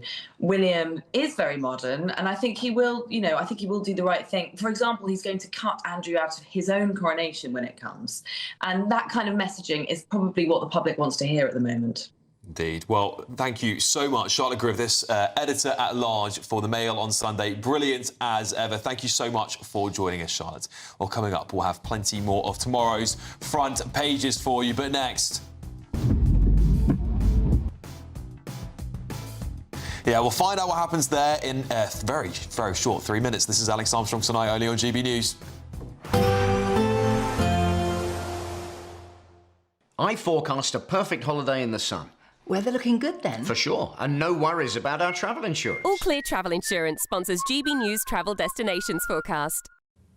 Hello. Well, an unsettled picture across the central Mediterranean with heavy showers and thunderstorms and some stronger winds, but some sunshine elsewhere, especially for the Canary Islands, parts of Madeira and Spain and Portugal, with a few showers here, longer spells of rain then across parts of the central Mediterranean. Some of the rain is going to be heavy, causing some localised flooding with flashes of lightning as well and some strong winds, but there will be plenty of sunshine in between as well. We still hold on to a few showers though. All Clear Travel Insurance sponsors GB News Travel Destinations forecast. Good evening. Welcome to our latest GB News weather from the Met Office. It's been quite a damp end to the weekend for many of us, and it's going to stay quite changeable as we head into the new working week as well. Low pressure very much in charge of our weather over the coming days. Weather front spiralling around this area of low pressure. And it's this cold front here that's brought us the rain through much of Sunday. That will continue to push its way northwards as we head through Sunday evening. Some drier conditions at first for a time across the southwest. However, plenty of heavy blustery showers spiralling around that area of low pressure, feeding into the southwest, bringing some strong winds, perhaps some coastal gales here as well. Quite a mild start to the morning as well across the very far southwest, temperatures widely in the double figures, and quite a damp start too across parts of Wales and southwest England, with those heavy blustery showers feeding in and pushing their way north and eastwards through Monday morning. We're likely to see some really quite heavy downpours mixed in here. Some hail and thunder can't be ruled out too. However, for parts of Northern Ireland, parts of Northern England, much of Scotland, generally a drier and brighter start to Monday morning. Perhaps a bit of a chillier start too. Temperatures here may be dropping into the low single figures, though the far northeast of Scotland a little bit milder due to that cloud and rain that's still lingering here. That cloud and rain continues to push its way northwards as we go through Monday evening, but it's across much of England and Wales that will continue to see those heavy blustery showers spiralling around that area of low pressure, bringing some strong winds too. Parts of Northern Ireland, parts of Scotland faring best in terms of any sunshine through the afternoon, and with lighter winds here feeling pleasantly warm in any sunshine. But even in the south, even though temperatures are above average, it won't be feeling particularly pleasant with those showers. Tuesday starts a bit of a mixed picture. Anywhere that we see clear skies, perhaps a little chillier, some mist and fog in places, but showery rain feeding in from the west as we go towards the afternoon, though this generally not quite as heavy as we saw on Monday. It's then a mixed picture as we head through the second half of the week with further rain likely. However, temperatures perhaps turning a little bit colder by the time we get to the end of the week. Bold. They are under no illusion. Ray, are you a human trafficker? Boundless. I've had enough of the nonsense, and I'm not afraid to say it. Don't get us on the BBC. Every weeknight, I tear through the headlines. The smell of gasoline. Should we be worried about it? From Westminster madness to cultural war chaos. What we're going to do now is they are throwing things out the car as we speak. Get ready, Britain. Here we go. Patrick Christie tonight, weeknights from 9 p.m, only on GB News, Britain's news channel.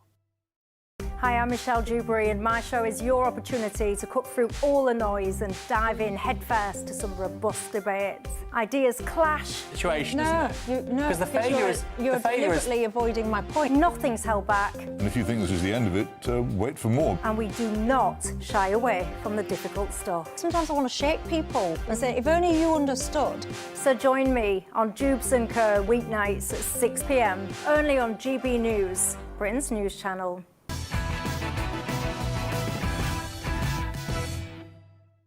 Welcome back to Alex Armstrong tonight, only on GB News, of course. I have got tomorrow's front pages hot off the press here. Let's go through them together. The Daily Telegraph are reporting that Trump has told Kiev, take deal or be destroyed. Wow, it's quite big stuff from Donald Trump there, isn't it? The I paper, ceasefire in peril as Israel bombs Gaza, blocks aid and accuses Hamas of attack. Yeah, that fragile piece there, isn't it? Very, very fragile. The Independent revealed the true cost of letting our prisons crumble. Of course, it was only yesterday that we were told, of course, that thousands of perverts, basically, were going to be let out onto the streets. So well, I'm sure we know what the cost is, but we'll read more into that shortly. The Metro. And when he was down, he was down. Of course, they're going in there for Prince Andrew. The Mirror. Cops probe Andrew claims scandal with no end. The Sun. Andy sweats over police probe. The Guardian. Scramble to shore up ceasefire as Israel hits Gaza with deadly raids. The Daily Mail. King's threat to shame Andrew by stripping titles. Yeah, of course, we were just talking to Charlotte Griffiths about this because, you know, we now hear there might be rumblings that the King, or maybe future Prince William, as King, will strip him of his Prince title too. And joining me to discuss all of these front pages, businessman and activist Adam Brooks, political commentator Chloe Dobbs, and Labour councillor Sebastian Saleh. I think we've got to start with the front page of The Telegraph, because Donald Trump has made some quite spectacular claims, and we've seen him go back and forth on Ukraine, haven't we? One minute he's saying he wants to get a peace deal with Putin, and he's looking quite friendly with Zelensky. Now he's apparently, supposedly, according to the Telegraph, that Kiev must take this deal, Adam, or face being destroyed. What do we make of it? Look, I think over the last 18 months or 2 years, it's pretty obvious that Ukraine cannot beat Russia on its own. And that is why the Western world has been giving it weapons and advice and training. At the end of the day, what Trump is now saying is the hard facts. Ukraine cannot win this war, and I think Putin hasn't even put his full army there. If Putin wanted to take over Ukraine, he probably could do in a few months. So look, we need this war to end. I think there's been like 1 million casualties, hundreds and hundreds of thousands of men dying needlessly on both sides. Yeah. And the economic effect that this is having on so many countries. Like us, we are spending billions on Ukraine when we need to spend these billions on our own people. So we all want this to end. Yeah, absolutely. Sebastian, Keir Starmer, of course, he's got this coalition of the willing. I don't think much has happened with that. Does it look like the Prime Minister might be getting a bit tougher on this issue? Do you think, given his closeness, supposedly, with Donald Trump, he could maybe twist his arm a little bit on this? You'd hope so, and they seem to have a good relationship. You hear from Trump all the time. He says how much he likes Starmer, which is something that we as Britain can really tap into. It's good to see Britain being a big name on the international stage. You don't get that very often anymore, sadly. So I'm pleased to see Starmer using his diplomatic skills to good effect, and I hope he can twist the arm. I was really struck by some of the accounts of the meeting here. Shouting and swearing, the Telegraph says, Mr. Trump threw aside Ukrainian maps of the battlefield. He's really angry, isn't he? And I think the issue is, if this war stops now, Putin wins. And we show him that you can rock up into a European country, take that territory and keep it. Adam, go on. Just quickly. Yeah. What Sebastian's saying there is we should carry on funding this Ukraine war. We can't afford it. And at the end of the day, this risks spilling over into World War III. Now, I've got a 16-year-old son. If in 2 or 3 years this gets even worse, there is no chance my son is going off to a foreign battlefield for this country, especially under Keir Starmer. So we need to draw a line under this. Ukraine is not going to want to have to give territory away, but they've got no other option. There has to be a deal. There were people who said that about World War II, and we don't look upon them fondly now. You have to take on aggressors. You have to show them that this kind of behaviour will not be risk World War III. No thanks. Look, I mean, it's a really difficult situation. And Adam, you pointed out that there have been over 1 million casualties estimated. People have been so focused on Gaza and the estimated 50,000 casualties there. They've sort of lost sight of what is going on in Ukraine, where there are a far higher number. That we need to take into account. But I mean, this is sad to read that Trump is now suggesting that Ukraine will have to give up territory to Russia, because we heard him come out a few weeks ago. He changed his tune, started getting tougher on Putin, and said, actually, I think with the support of Europe, that Ukraine can push Russia out without ceding any land. But now it's looking like things are changing. I just hope that maybe Trump is sort of playing bluff here to force Zelensky to make some compromises. But one thing that's difficult is there's a member of Parliament, I can't remember her name, in Ukraine, who's been speaking to some of the UK press and saying, actually, it's not possible for Zelensky to easily agree to give up any land, because embedded in their constitution in Ukraine, they'd have to change the constitution in order to agree to give up land. So that's a complicated very messy. issue for Zelensky. It's complicated for the whole world. And I think the thing is, when I see all these front pages, we've got Gaza on one, we've got Ukraine on another one, we've got China. It really feels like the world is closing in around us, and I just can't get this feeling out of my head that we are rapidly heading to World War III, and that idea absolutely terrifies me, because in this modern day, casualties will be in the billions if that happened. I just want to quickly pivot, though, to a bit more of a British-focused story, because the front page of The Independent here revealed the true cost of letting our prisons crumble. We talk about this crisis a lot. Very, very briefly on the panel here, Adam, here the Prison Officers Association warns that the costs for basic upgrades are out of control, while a quarter of inmates are locked in jails that are not fire safe, and hundreds are held in cells without toilets. I don't really care much about their rights. I know there are many people that will argue with me differently, but I worry about the safety of our prison officers who have been attacked. 100%. Look, at the end of the day, there's one thing the Conservatives really messed up on. Is they let our prisons crumble. They didn't build enough. If China can build a prison in a week or so, we can start building. Again, I go back to the Ukraine war. We're sending billions there. We've got a crime epidemic in this country. We need to start putting our own people first, building prisons, and stop sending people a prison for tweets. And let's start sending the people that are waving machetes around the street. Instead of suspending their sentences, build the prisons and put these sort of people there. Sebastian, a quick response for you. Do you think Keir Starmer's doing a good enough job on prisons? I mean, I think, Adam, you got that right. It was a hell of a thing to inherit from the Tories. They didn't do the work they needed to do. They cut instead, and we're all facing the ramifications of that. Yes, we've seen some early moves from Labour on the prisons. It's not a thing you can turn around quickly, though. You can't build a prison in a week in Britain, I'm afraid.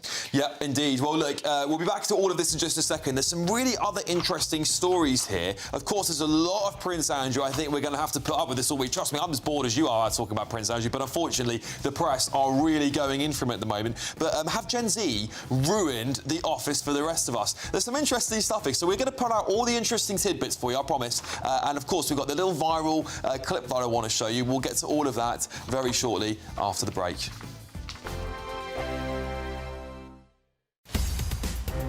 In the GB newsroom, we bring you the news as it happens. With our team of dedicated journalists across the UK, we're ready to keep you up to date with what's happening every half an hour, every single day. Bulletins here on GB News, the People's Channel, Britain's news channel. GB News Breakfast, every day from 6 a.m. You know, it was so unexpected. What we needed was somebody to sit with us and talk about how we were going to feel. Yes, everyone experiences grief differently. Everyone feels very differently after they've lost their child. But there are some real common things that run through it. And one of them is guilt. Could I have prevented this happening to my child? I'm here to protect them and I didn't protect him. And that was some of the things that Paul did say to me that weekend was he felt he'd failed us. He felt he'd let George down. He'd failed me as his wife. The most awful things to say. And of course, I reassured him. But what we needed was somebody who, you know, had some experience of working with families who'd experienced such loss. Someone to sit with us. And that's what Tawish does. That's the one thing that I was so passionate about, was making sure that we work with hospitals, the police, because there's obviously a heavy police influence as well. Somebody who will get that referral. The family then can sit with our workers and just talk. And Rhiann, Tawish is now part of Prince William's new National Suicide Prevention Network, which is launched around 20 organisations, I believe, around the country. Can you just explain how the charity and yourself got involved and how that led to Prince William literally sitting in your kitchen and you having a chat with him? I just worked with the Royal Foundation, so I'm honestly overwhelmed that they want us to be part of this very important network. So it's bringing the four nations together, which again is a unique piece of work where people can talk, find out why is this happening to our loved ones? What can we do to support these people? Let's bring people together. Let's talk about it. And more importantly, let's talk about suicide. GB News, the People's Channel. No matter the state it's in, This is Our Nation. Join me, Jacob Rees-Mogg, for a genuine, honest discussion on where we have been, where we are going, and where we are with the people who set the direction. Tune in to State of the Nation every Monday to Thursday, 8 to 9 o'clock. Only on GB News. Join me, Nana Okoye, for an informative, interactive news programme with a difference. It's fun. No, he didn't say that, Dave. I'm so surprised. I think there's an element of truth to that. Join me from 3 p.m. every weekend, only on GB News, Britain's news channel.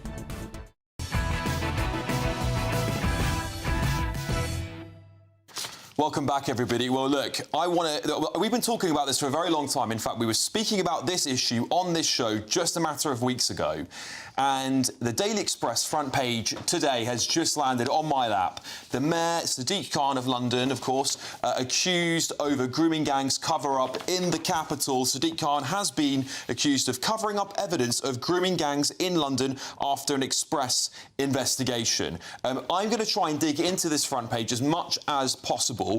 But, of course, we did a report on this only a few weeks ago, looking at an investigator and a former Met Police detective had spoken out and said that, along the line of these things, Adam, it doesn't surprise me that there are grooming gangs in London, and of course we don't know if this is true. We can't accuse him of covering anything else because we don't know for sure. But this evidence would suggest what the Daily Express are suggesting Sadiq Khan anyone has. that didn't think there was grooming gangs in London when there's 9 million people living in London and the demographic is very much foreign-born and different cultures, you know, it's obvious that we have a grooming gang problem in our capital. That man wouldn't answer any questions on that when Susan Hall put it to him in City Hall. I think he's the most untrustworthy and I think he's the most unpopular politician, apart from Keir Starmer, in this country. He's hated by everyone that I know. And it would not surprise me, again, this is an accusation, it's not proven, but of course we've got grooming gangs in London. That's just a fact. So, Sebastian, this is you're a councillor in London, am I? Yeah. Whereabouts are you? Westminster? Forest. Waltham Forest, thank you. Sorry, beg your pardon for Great Westminster there, beg your pardon. Of course, the Mayor was going to seriously deny these claims, but we have seen him in, GLA meetings where he's refused to sort of answer this question. He's actually played a little bit with Susan Hall. I mean, we've all seen the clip where he goes, we'll define what that means. And do you think he's been deliberately evasive ever before on this issue? I'm afraid I haven't seen the clip, so I can't in good faith give you a response to that. What I will say, though, is that I think we have a problem with sexual violence in general, violence against women and girls. And I have seen Sadiq Khan take that incredibly seriously across the board. I think we have to be careful not to make it into a race issue when we don't have to, and make sure that we are doing the right things to keep women safe. London is a city of 9 million people, as Adam says. Of course, you are going to get attacks. That is really unfortunate, and it is on all of us, whether we are elected officials, whether we are community leaders, or otherwise, to be taking that incredibly seriously. Chloe? So what we're hearing on the inside of the Express is that Sadiq Khan saw reports about girls being raped by gangs in hotel rooms and then went on to deny that any of this was happening. That's what they're saying in the Express. If that is the case, that is absolutely shocking. And I know, Sebastian, you said we don't need to bring in race if it's not necessary, but what we need to look at here is if he has covered something up, what was the reason for it? Was it because he's scared of being called racist? And if that is the case, then it is relevant for us to have that discussion, absolutely. Well, yeah, go on. Let's also remember that like Rotherham and the northern cities that had the grooming gang problem were covered up because of the race of the people involved. Let's not brush that under the carpet. Even Keir Starmer said it. Even Keir Starmer. Councillors to social workers to MPs brushed this under the carpet and wanted it to go away because it was a Pakistani community problem. Yeah. So let's not say that we haven't got that problem in London as well, because we definitely have.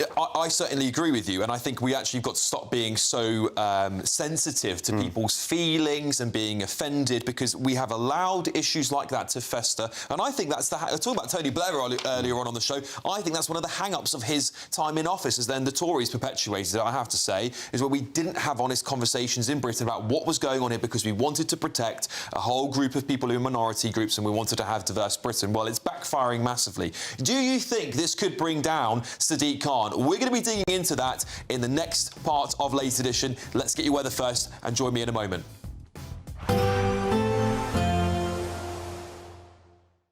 Expect warm spells with the odd rude interruption. Boxed Boilers sponsors the weather on GB News. Good evening, welcome to your latest GB News weather from the Met Office. It's been quite a damp end to the weekend for many of us, and it's going to stay quite changeable as we head into the new working week as well. Low pressure very much in charge of our weather over the coming days, weather front spiralling around this area of low pressure. And it's this cold front here that's brought us the rain through much of Sunday. That will continue to push its way northwards as we head through Sunday evening. Some drier conditions at first for a time across the southwest. However, plenty of heavy blustery showers spiralling around that area of low pressure, feeding into the southwest, bringing some strong winds, perhaps some coastal gales here as well. Quite a mild start to the morning as well across the very far southwest, temperatures widely in the double figures, and quite a damp start too across parts of Wales and southwest England, with those heavy blustery showers feeding in and pushing their way north and eastwards through Monday morning. We're likely to see some really quite heavy downpours mixed in here. Some hail and thunder can't be ruled out too. However, for parts of Northern Ireland, parts of Northern England, much of Scotland, generally a drier and brighter start to Monday morning. Perhaps a bit of a chillier start too. Temperatures here may be dropping into the low single figures, though the far northeast of Scotland a little bit milder due to that cloud and rain that's still lingering here.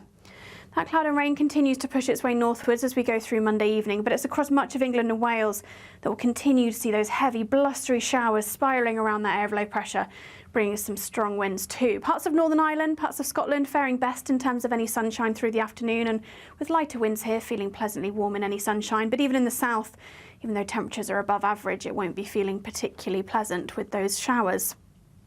Tuesday starts a bit of a mixed picture. Anywhere that we see clear skies, perhaps a little chillier, some mist and fog in places, but showery rain feeding in from the west as we go towards the afternoon, though this generally not quite as heavy as we saw on Monday. It's then a mixed picture as we head through the second half of the week with further rain likely. However, temperatures perhaps turning a little bit colder by the time we get to the end of the week. Expect warm spells with the odd rude interruption. Boxed Boilers sponsors the weather on GB News. There's 2 weeks remaining in our latest, greatest giveaway. You could be in the driving seat of this Benamar Primera motorhome. This luxurious home from home comes with all the mod cons. Plus, you can use it with your current driving licence. We'll also boost your bank account with a whopping £30,000 in tax-free cash to spend on anything you like. It only takes one entry to become a winner. For another chance to win, text WIN to 63225. One entry costs £2.50 plus one standard network rate message. Or text BONUS to 63225. 5 entries cost £5 plus one standard network rate message. Go to gbnews.com/win. Entries start at £2.50. Call 0903 686 3232. Calls cost £2.50 plus your network access charge. Or post your name and number to GB16 PO Box 8690 Derby DE1 9TT. UK only. Entrance must be 18 or over. Lines close at 4 p.m. on the 31st of October. Please check the closing time if listening or watching on demand. Exciting news. Every Friday, my Patrick Christie's Tonight Show is going to have a twist to it. We're welcoming some special guests. You. That's right, on Fridays I'm going to be doing my show in front of a live studio audience because this show is about you and what you have to say. It's going to be the same big debates, same big topics, same big opinions, but every Friday night at 9 p.m. you are invited to come on down to Patrick Christie's Tonight to be a part of the action. Only on GB News, the People's Channel, Britain's news channel. At GB News, we love to hear from you, our loyal community. So drop us a line at gbnews.com/yoursay. There you can talk to each other and also to the presenters live on air. gbnews.com/yoursay, because GB News is your channel, Britain's news channel. Westminster's full of talk, but out here, it's the real world. Am I allowed to talk now? No, that's it. This is where it matters, real people and real lives. That's what politics is all about. The fact that Trump made a good start, no. Straight answers, no spin, and just a couple of pints. How many fingers have I got up? About 10. So join me for Lee Anderson's Real World every Friday at 7 p.m. only on GB News. The People's Channel, Britain's news channel. Join me, Nana Akweer, for an informative, interactive news programme with a difference It's fun. No, he didn't say that, though. I'm so surprised. I think there's an element of truth to that. Join me from 3 p.m. every weekend, only on GB News, Britain's news channel. In the GB Newsroom, we bring you the news as it happens. With our team of dedicated journalists across the UK. We're ready to keep you up to date with what's happening every half an hour, every single day. Bulletins here on GB News, the People's Channel, Britain's news channel.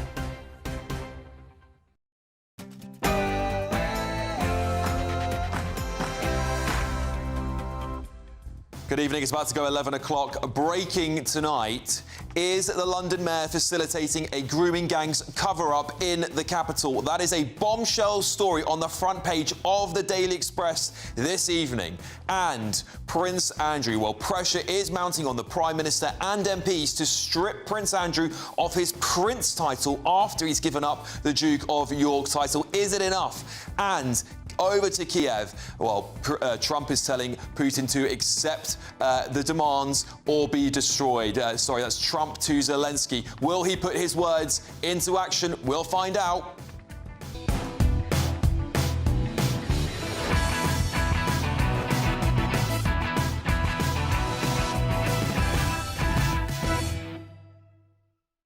And joining me to talk through all these bombshell stories, Labour councillor Sebastian Salek, political commentator Chloe Dobbs, and GB News contributor and comedian Paul Cox. But first, let's get your news with Bethany Elsey.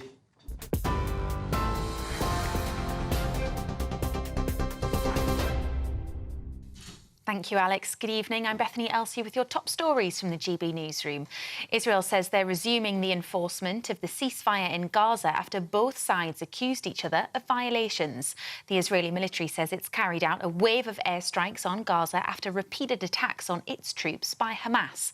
Local health authorities in Gaza say at least 26 Palestinians have been killed, while the Israeli military says 2 of its soldiers have died. Israel also blocked the supply of aid into the territory, but there are reports the border will reopen tomorrow following pressure from the US. The British Foreign Secretary Yvette Cooper has described the escalation as deeply concerning and called on all parties to avoid further bloodshed. The French president says everything is being done to recover priceless jewellery stolen from the Louvre in Paris this morning. It's understood 3 or 4 masked men broke through a window and stole 8 pieces from the Apollo Gallery, which contains the French crown jewels, before escaping on motorbikes. One item was found outside the museum, damaged. It's reported to be the crown of Napoleon III's wife. Emmanuel Macron described the raid, which took less than 4 minutes, as an attack on the country's heritage. The Metropolitan Police says it's actively looking into a claim that Prince Andrew asked a close protection officer to investigate Virginia Giuffre before she accused him of sexual abuse. 2 newspapers are reporting that he asked his bodyguard to dig up dirt for a smear campaign shortly before a photograph of the pair with Ghislaine Maxwell was published in 2011. Andrew gave up his remaining royal titles and honours on Friday over his association with the late sex offender Jeffrey Epstein. He denies all the allegations against him. It's reported the US president pressured Ukraine's president to surrender land to Russia to end the war. The Telegraph is reporting that Donald Trump demanded Ukraine submit to Vladimir Putin's peace terms or face destruction in an angry meeting at the White House earlier this week. It's understood there was shouting and swearing, while Mr. Trump warned Russia will destroy Ukraine unless a peace deal was agreed. The Prime Minister of Poland, Donald Tusk, has posted on X urging world leaders to pressure Russia to stop its aggression, arguing that territorial concessions would not lead to a just or lasting peace. And Israeli police have cancelled a Tel Aviv football derby between Maccabi and Hapoel after a riot between rival fans broke out. Police say dozens of smoke grenades and pyrotechnic devices were thrown onto the pitch and into the crowds, injuring 12 civilians and 3 officers. 9 people have been arrested and 16 others detained for questioning. It comes after Birmingham Council banned Maccabi football fans from attending a game against Aston Villa next month, with the government looking to overturn the decision. You're up to date. Have a very good evening. Tune into GB News Radio wherever you are, online, on DAB digital radio, on TuneIn, on Radio Player, and on your smart speaker. Just say, play GB News.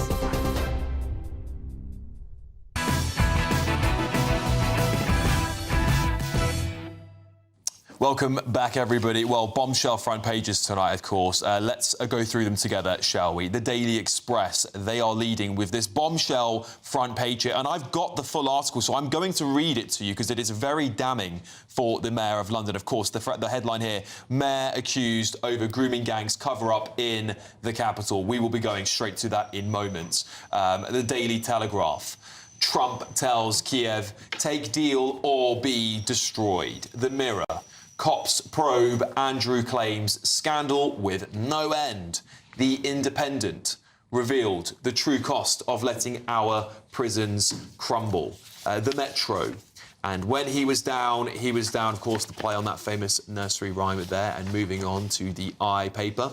Ceasefire in peril as Israel bombs Gaza, blocks aid and accuses Hamas of attack. The Sun. Andy sweats over police probe. The Guardian. Scramble to shore up ceasefire as Israel hits Gaza with deadly raids. The Daily Mail.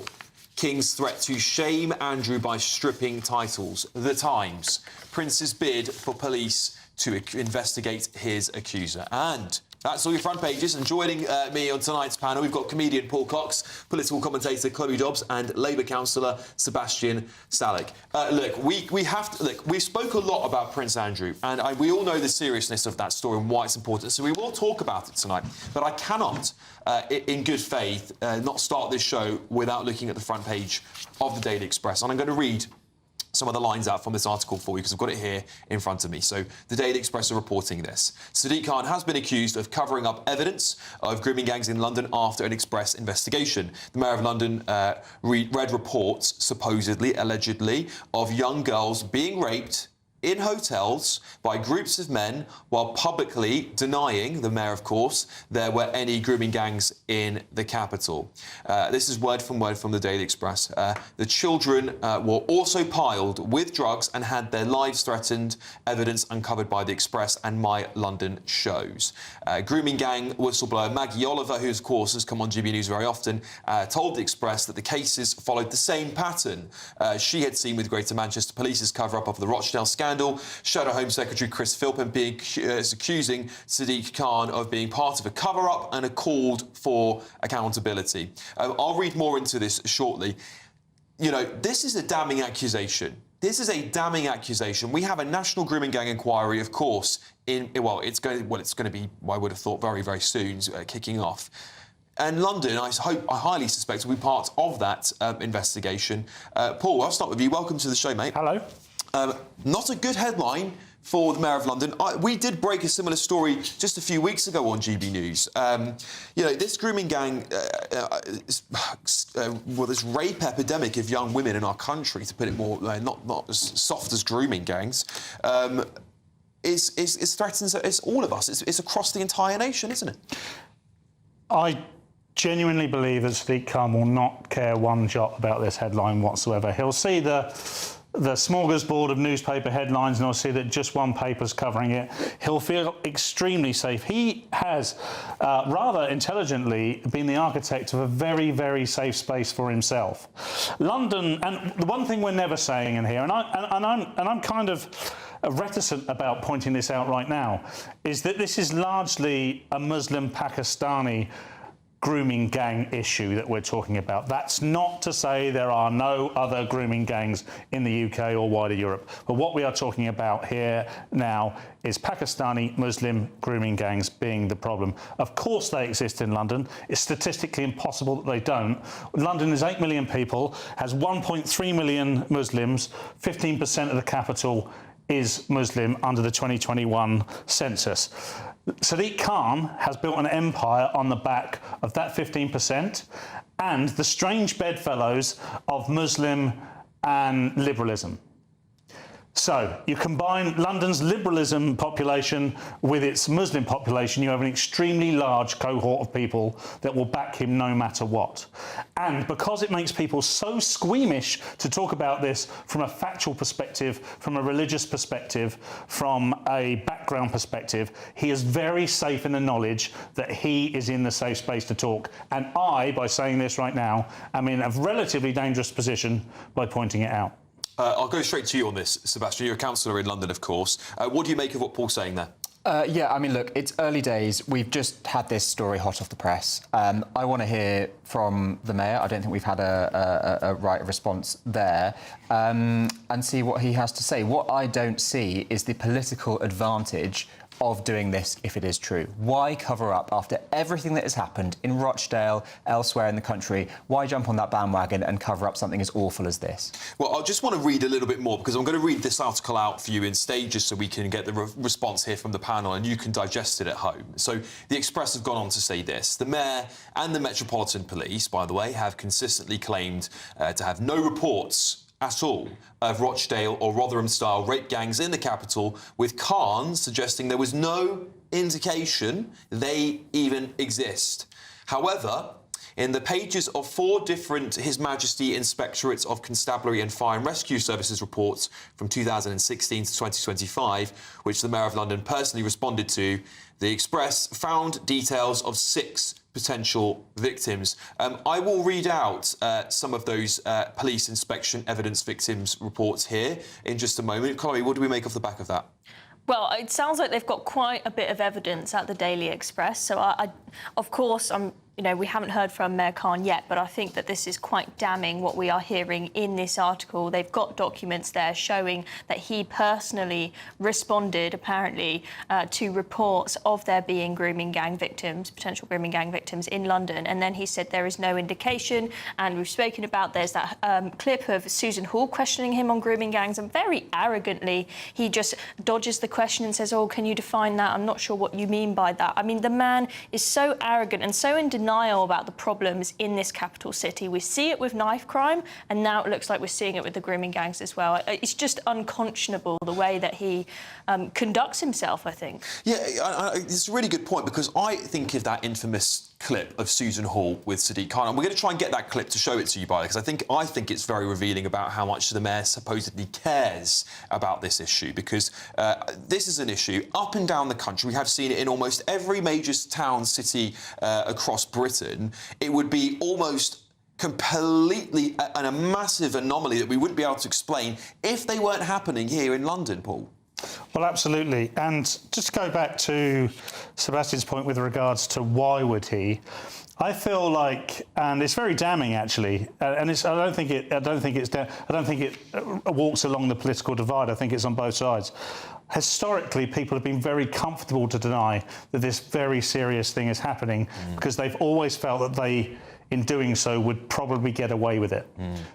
There's always enough plausible deniability. They're always far enough away from the actual incidents. And these incidents take place at the lowest end of our demographic in the country. These are predominantly poor white girls that are disenfranchised and seen as people that have little to no value within society. Now, I'm not saying that's true. I know no one on this panel is saying that's true. But the truth of it is that's where the victims are coming from.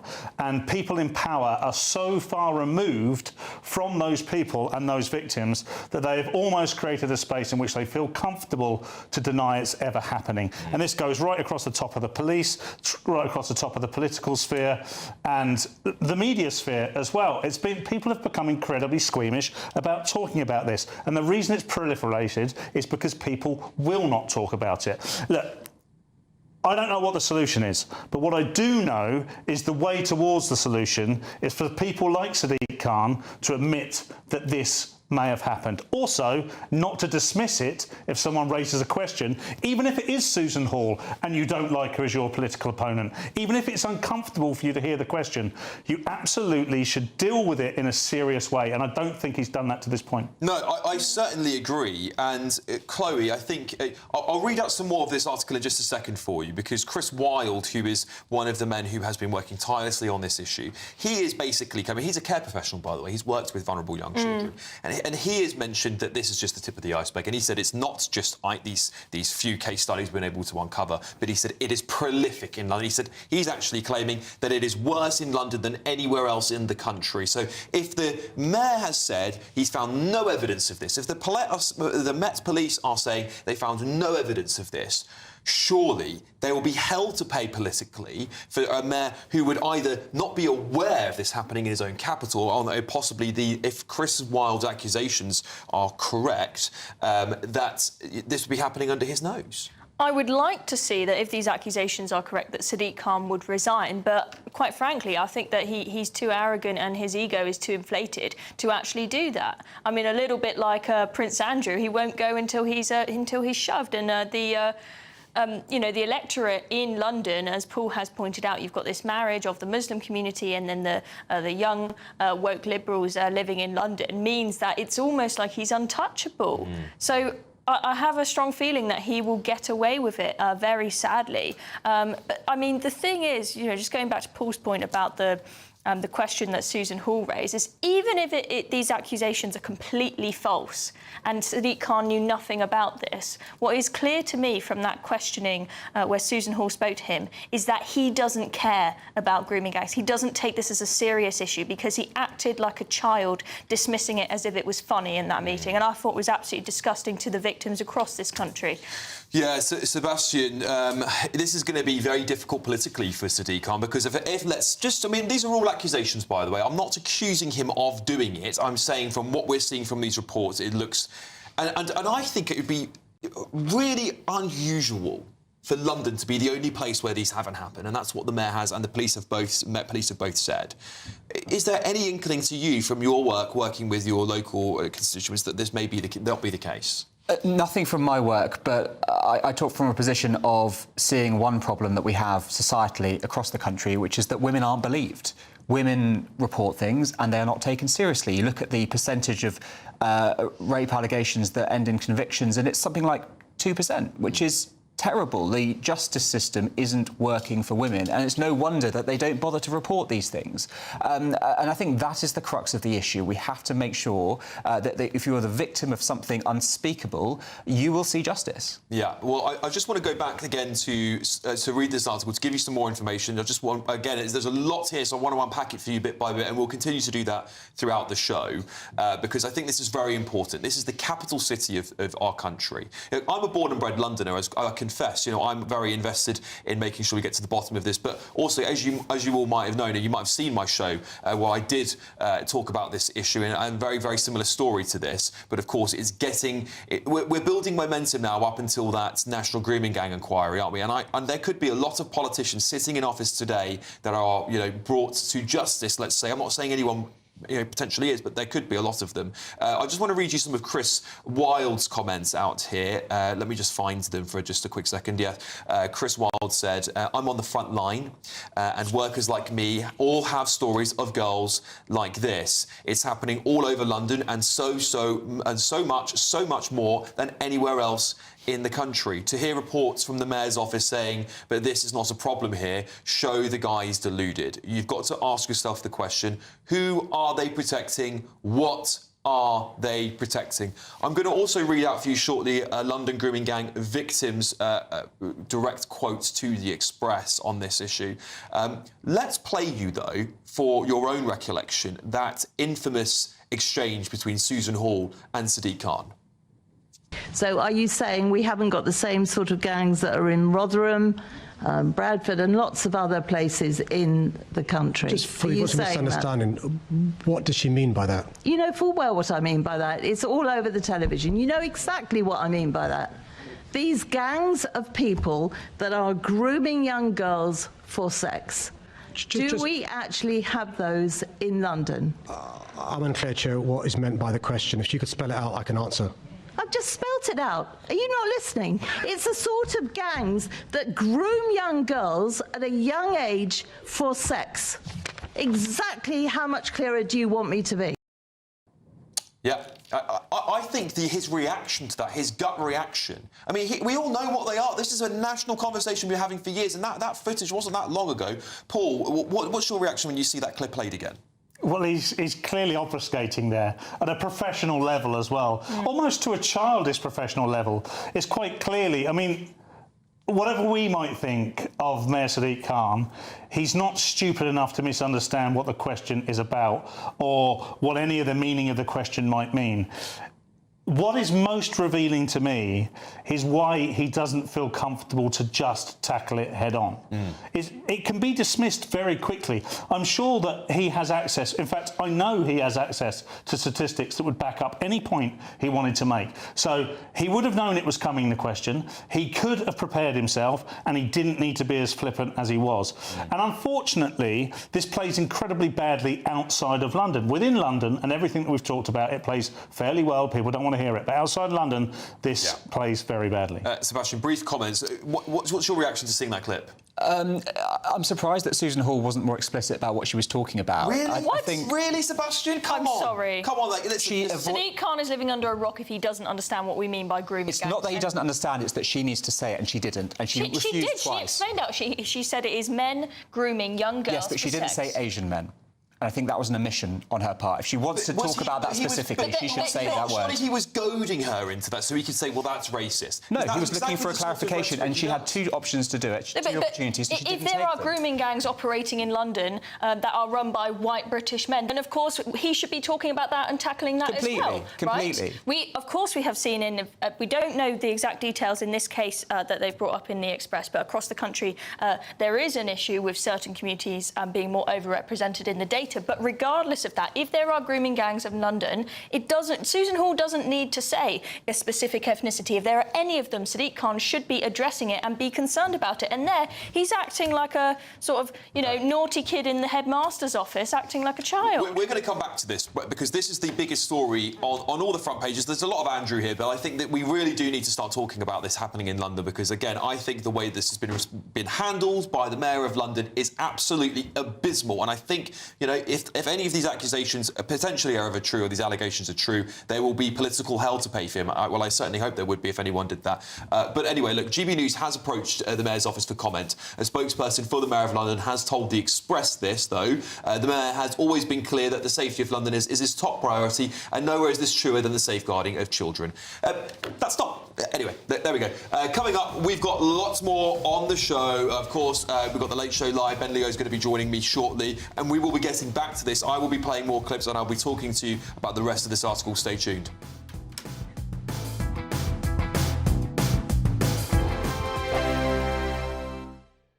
Westminster, the ultimate clique. And you're fighting like rats in a sack. But here on the Camilla Tominey Show, we ask the questions the establishment media is too scared to ask. OK, let me ask you a straight question, because I know you're a straight-talking politician. Whether it's net zero, illegal immigration or law and order, nothing is off-limits. You had the power then. Yeah, as I and say, now you've lost it. That's the Camilla Tominey Show, a politics show that's fearless. But no, let me finish my question if you don't mind, because it is my show. Sundays at 9:30, only on GB News, the People's Channel, Britain's news channel. GB News Breakfast, every day from 6 a.m.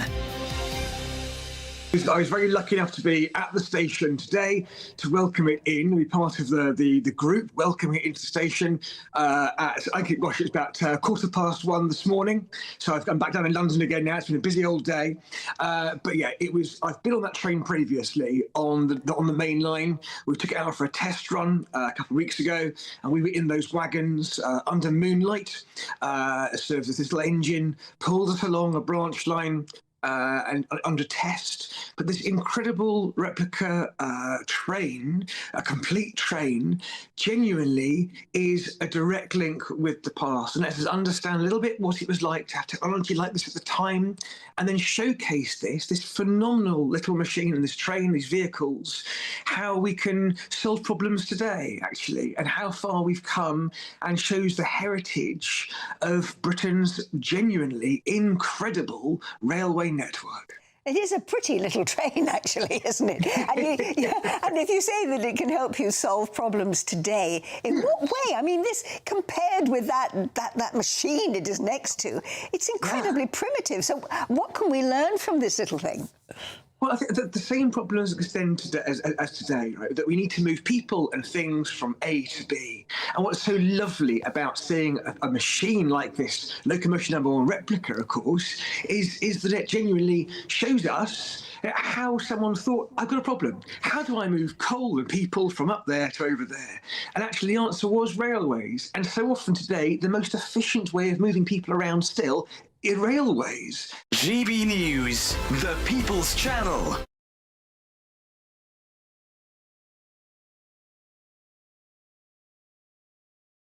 Britain deserves a newsroom that puts the facts and your voice first. Well, and that's what you get on GB News. Lively debates, lively conversation. And we're not afraid to hold power to account. And each other. So join me, Andrew Pierce. And me, Miriam Gates, for Britain's Newsroom, weekdays from 9:30 on GB News.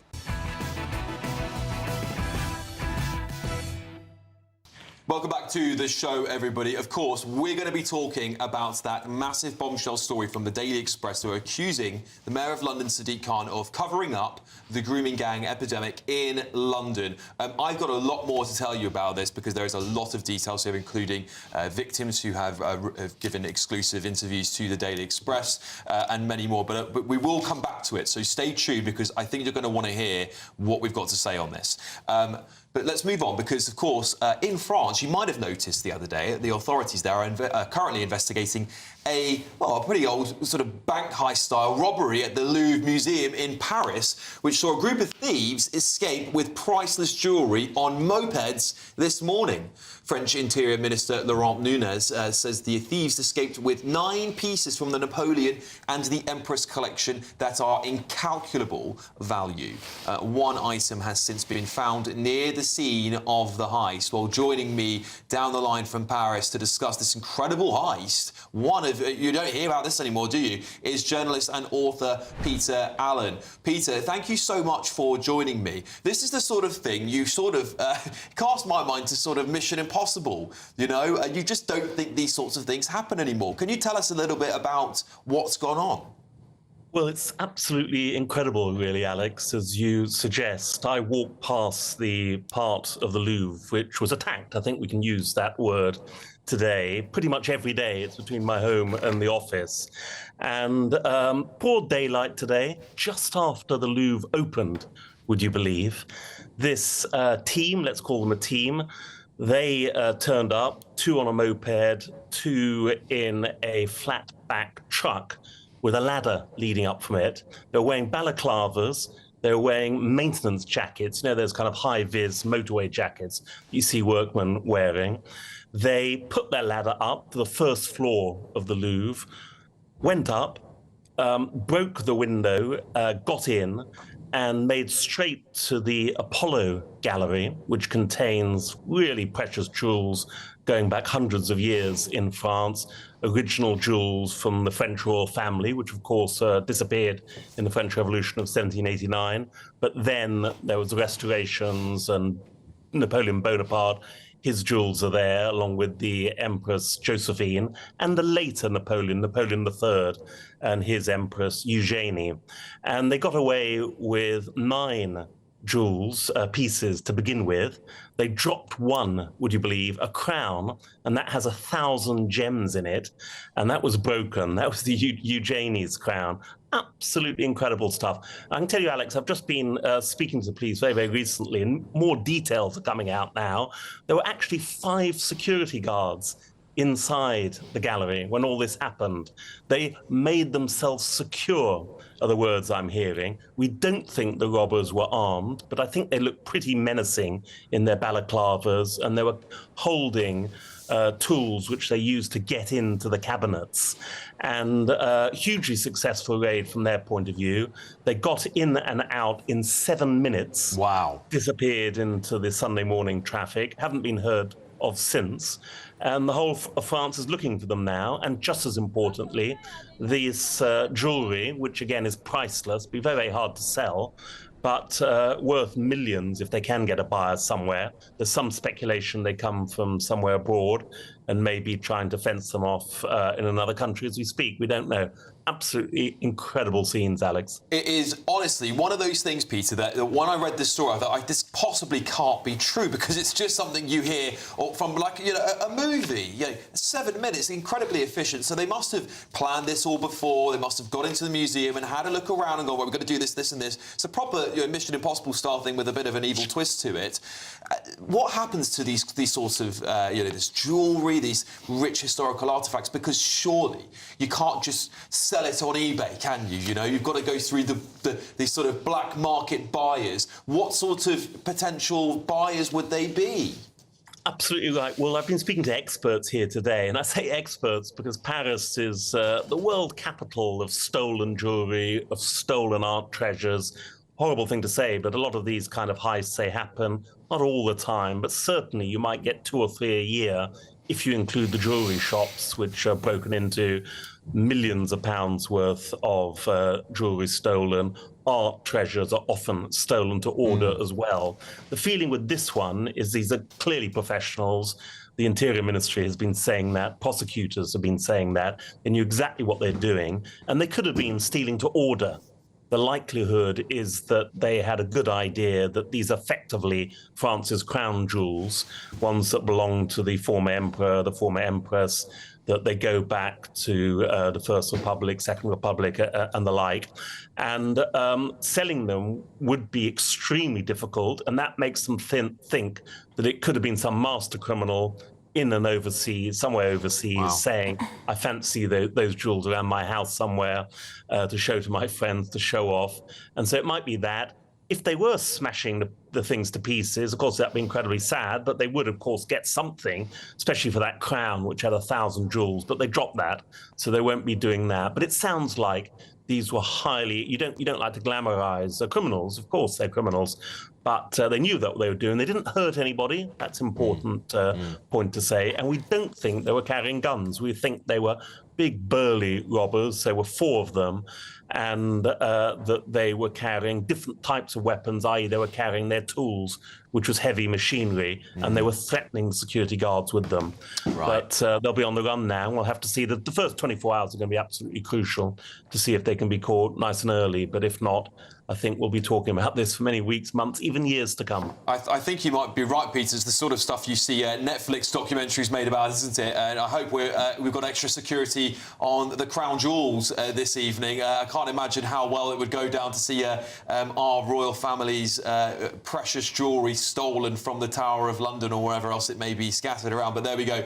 Journalist and author Peter Allen, thank you for talking about this sensational story. It really, really is. OK, well, coming up on the show, we will be bringing you more information about that bombshell story regarding the Mayor of London, Sadiq Khan, and the accusation from the Daily Express that he has covered up a rape gang epidemic here in London. Trust me, some of the details here are quite shocking. Ben Leo's going to join me. Me and him are going to discuss it. I will see you in just a tick. I forecast a perfect holiday in the sun. Weather looking good then? For sure, and no worries about our travel insurance. All Clear Travel Insurance sponsors GB News Travel Destinations Forecast. Hello. Well, an unsettled picture across the central Mediterranean with heavy showers and thunderstorms and some stronger winds, but some sunshine elsewhere, especially for the Canary Islands, parts of Madeira and Spain and Portugal, with a few showers here, longer spells of rain then across parts of the central Mediterranean. Some of the rain is going to be heavy, causing some localised flooding with flashes of lightning as well and some strong winds, but there will be plenty of sunshine in between as well. We still hold on to a few showers though. All Clear Travel Insurance sponsors GB News Travel Destinations Forecast. Good evening. Welcome to our latest GB News weather from the Met Office. It's been quite a damp end to the weekend for many of us, and it's going to stay quite changeable as we head into the new working week as well. Low pressure very much in charge of our weather over the coming days. Weather front spiralling around this area of low pressure. And it's this cold front here that's brought us the rain through much of Sunday. That will continue to push its way northwards as we head through Sunday evening. Some drier conditions at first for a time across the southwest. However, plenty of heavy blustery showers spiralling around that area of low pressure, feeding into the southwest, bringing some strong winds, perhaps some coastal gales here as well. Quite a mild start to the morning as well across the very far southwest, temperatures widely in the double figures, and quite a damp start too across parts of Wales and southwest England, with those heavy blustery showers feeding in and pushing their way north and eastwards through Monday morning. We're likely to see some really quite heavy downpours mixed in here. Some hail and thunder can't be ruled out too. However, for parts of Northern Ireland, parts of Northern England, much of Scotland, generally a drier and brighter start to Monday morning. Perhaps a bit of a chillier start too. Temperatures here may be dropping into the low single figures, though the far northeast of Scotland a little bit milder due to that cloud and rain that's still lingering here. That cloud and rain continues to push its way northwards as we go through Monday evening, but it's across much of England and Wales that we'll continue to see those heavy blustery showers spiralling around that area of low pressure, bringing us some strong winds too. Parts of Northern Ireland, parts of Scotland faring best in terms of any sunshine through the afternoon, and with lighter winds here feeling pleasantly warm in any sunshine. But even in the south, even though temperatures are above average, it won't be feeling particularly pleasant with those showers. Tuesday starts a bit of a mixed picture. Anywhere that we see clear skies, perhaps a little chillier, some mist and fog in places, but showery rain feeding in from the west as we go towards the afternoon, though this generally not quite as heavy as we saw on Monday. It's then a mixed picture as we head through the second half of the week with further rain likely. However, temperatures perhaps turning a little bit colder by the time we get to the end of the week. Hi, I'm Michelle Dewberry, and my show is your opportunity to cut through all the noise and dive in headfirst to some robust debates. Ideas clash. Situation, isn't it? No, because the failure is you're deliberately avoiding my point. Nothing's held back. And if you think this is the end of it, wait for more. And we do not shy away from the difficult stuff. Sometimes I want to shake people and say, if only you understood. So join me on Dubes & Co weeknights at 6 p.m, only on GB News, Britain's news channel. Decisions made in Washington aren't just shaping America, they're shaping Britain too. From migration to global security, from crime to health. Whatever happens in the White House today will be felt in your town or city tomorrow. That's why The Late Show is live from Washington, D.C. Cutting through the politics to show you what it all means for Britain. The Late Show live every night at midnight. Only on GB News, Britain's news channel.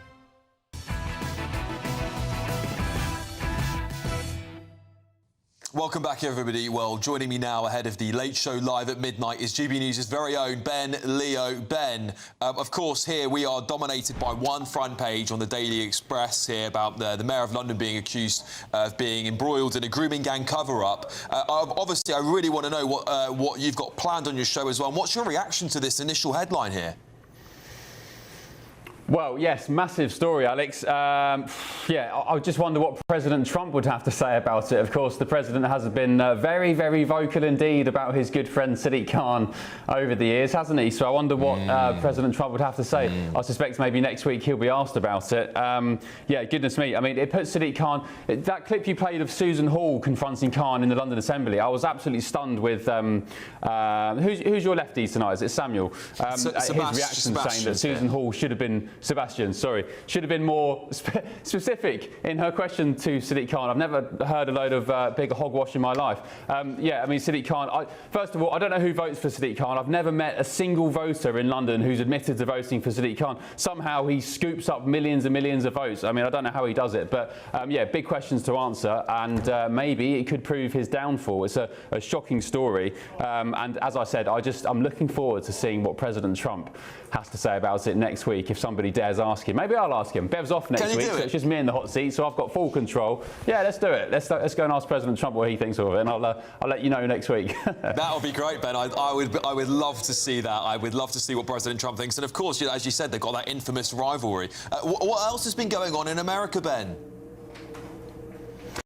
Some big breaking news today, which we're leading the show on. A potential, not confirmed yet, but potential third assassination attempt on President Trump may have just been foiled. So full details in the show coming up at midnight. But there was a sniper's nest erected in a tree opposite the Palm Beach airport where President Trump's Air Force One aircraft lands with direct line of sight for a rifle at the door of the plane where President Trump walks out of. The FBI are involved. FBI Director Kash Patel has been talking about it today. The FBI keen to stress they don't know what the intent was for they're called platforms, stands, hunters' stands. So basically in the wild, if you go hunting for deer and so on, hunters will elevate themselves on these stands, these platforms, like mini tree houses pretty much. So they've got a better line of sight for deer and animals, and also they're camouflaged as well. Extraordinary pictures being released today of this stand right opposite Palm Beach Airport,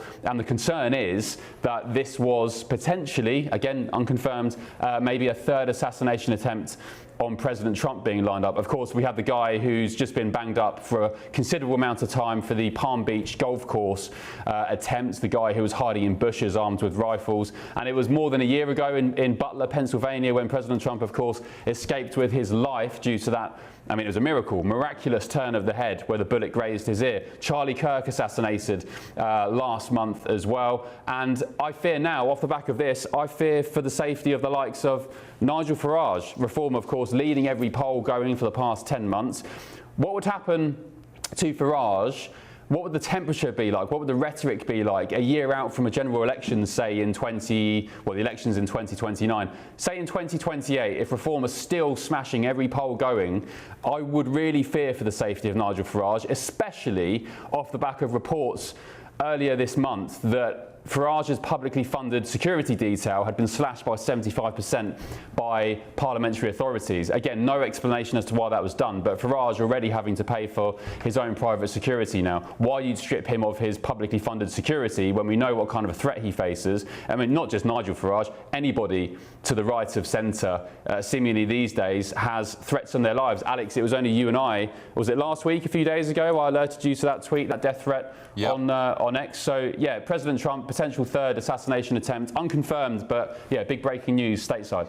Yeah, Ben, it's shocking stuff, isn't it? Because we are seeing this rise of political violence, and it's always seemed aimed, at least from what I can tell, at right-wing figures. And I think that's a very, very worrying state of affairs. We saw that, of course, not long ago. It was only, what was it, a year and a half ago, when before the general election, when Farage had a milkshake thrown over him. That could have been anything, right? And what did the left do? They laughed at it. They mocked it. They had stands set up at festivals so you could throw milkshakes at a cutout board of Nigel Farage. But of course, when it comes to violence against the left, we have to take that very, very seriously, don't we? And we have to have massive inquiries about it. But when it comes to people on the right, then none of that is shown. That hypocrisy stinks, doesn't it?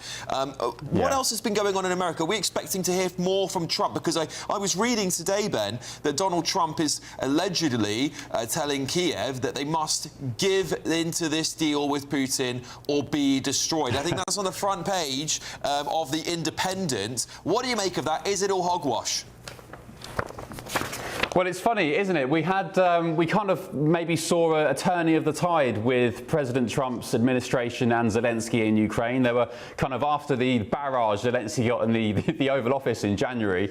People accused him of being bullied, but the tone kind of shifted a bit. It was sort of more pro Ukraine, Zelensky, Kyiv. The pressure was on Putin after that failed Alaska summit, or was it failed? Who knows? I mean, the perception of it that it was failed, yes. But now, again, the tone seems to have shifted back. President Trump had a phone call with President Putin. They're due to meet in Budapest in Hungary for another summit. And suddenly, after Trump speaks to Putin, Trump is now putting the boot back into Zelensky, saying that Russia's going to need something from Ukraine. Zelensky needs to come to a deal, otherwise you're going to get destroyed. So it seems to be a bit of back and forth. The other extraordinary development tonight to do with world conflicts, of course, is that the ceasefire in Gaza seems to have been, excuse the pun, blown up in smoke, because the IDF accused Hamas of taking out 2 IDF soldiers with a sniper. So 2 IDF soldiers have been killed. And in response, Israel are now bombing Gaza again. So, I mean, that seems to,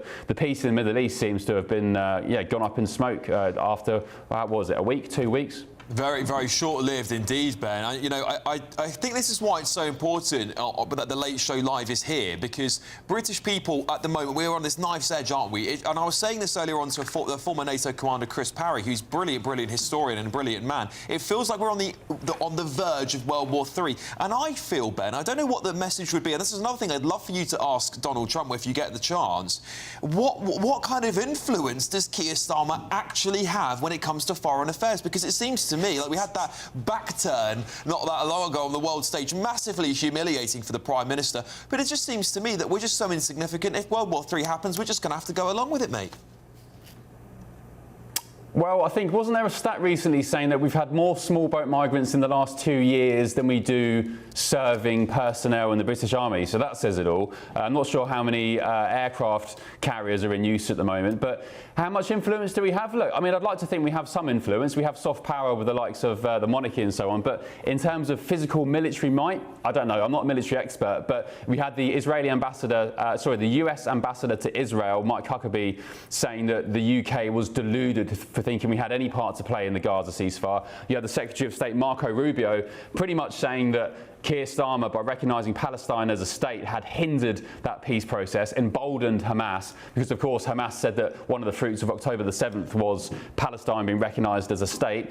So early indications from a few weeks ago suggested that the UK, particularly the Labour government and Keir Starmer's government, were just being absolute menaces and liabilities to conflicts around the world. But then again, we had Steve Witkoff, the US envoy to the Middle East, coming out almost seemingly like Keir Starmer had asked him to tweet it, saying that the UK had played a decent role behind the scenes. So, I mean, that seemed very contrived to me, that tweet. But in terms of military might, I mean, I love my country, I love my nation, and I want us to put billions and billions more into the military, like President Trump's done here in the United States. But as it stands now, again, I'm not an expert, but it seems on paper at least, I don't think we're much of a military force. Could we go toe-to-toe with Russia? Could we go toe-to-toe with China if the United States weren't by our side? I mean, I love our troops, I love our military, I salute them. But when it comes to brutal, all-out warfare, I don't know.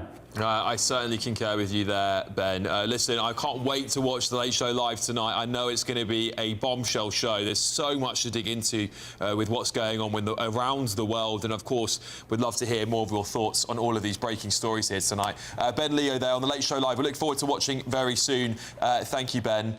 Right, well, coming back here to the UK, Sadiq Khan, of course, accused of covering up grooming gangs in London. This is a national story that will not go away. It is plaguing this Labour Party, who have flip-flopped, of course, as to whether to have a national inquiry. There is some bombshell parts of this article from the Daily Express that I'm going to read out to you in the next few moments. So stay tuned, because we have got victim accounts here. And, of course, as the Express are clearly saying here, that the Sadiq Khan and the Metropolitan Police have both denied that there's been any evidence of grooming gangs ever existing in London. But what we're going to tell you here, and what I'm going to read out to you here, if it's true, would make that seem like, well, very untruthful, to say the least. Of course, I'm not accusing them of anything. We have to wait till the evidence comes back. But I want to know what you think of it. So stay tuned, and I'll join me back in just a few moments here on The Late Edition.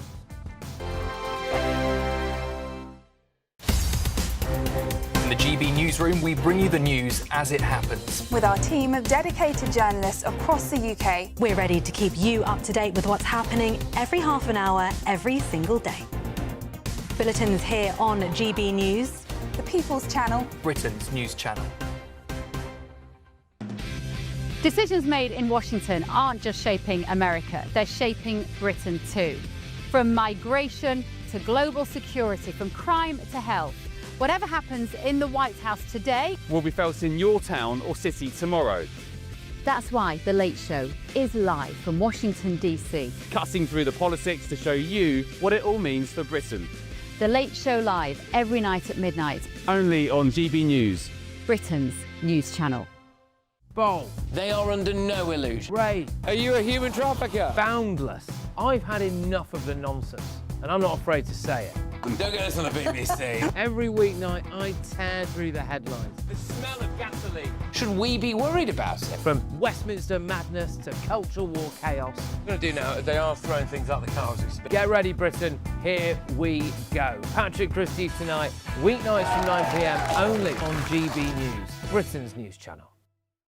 Hi, I'm Michelle Dewberry, and my show is your opportunity to cut through all the noise and dive in headfirst to some robust debates. Ideas clash. Situation, no, because the failure is you're deliberately avoiding my point. Nothing's held back. And if you think this is the end of it, wait for more. And we do not shy away from the difficult stuff. Sometimes I want to shake people and say, if only you understood. So join me on Jubes & Co. weeknights at 6 p.m, only on GB News, Britain's news channel.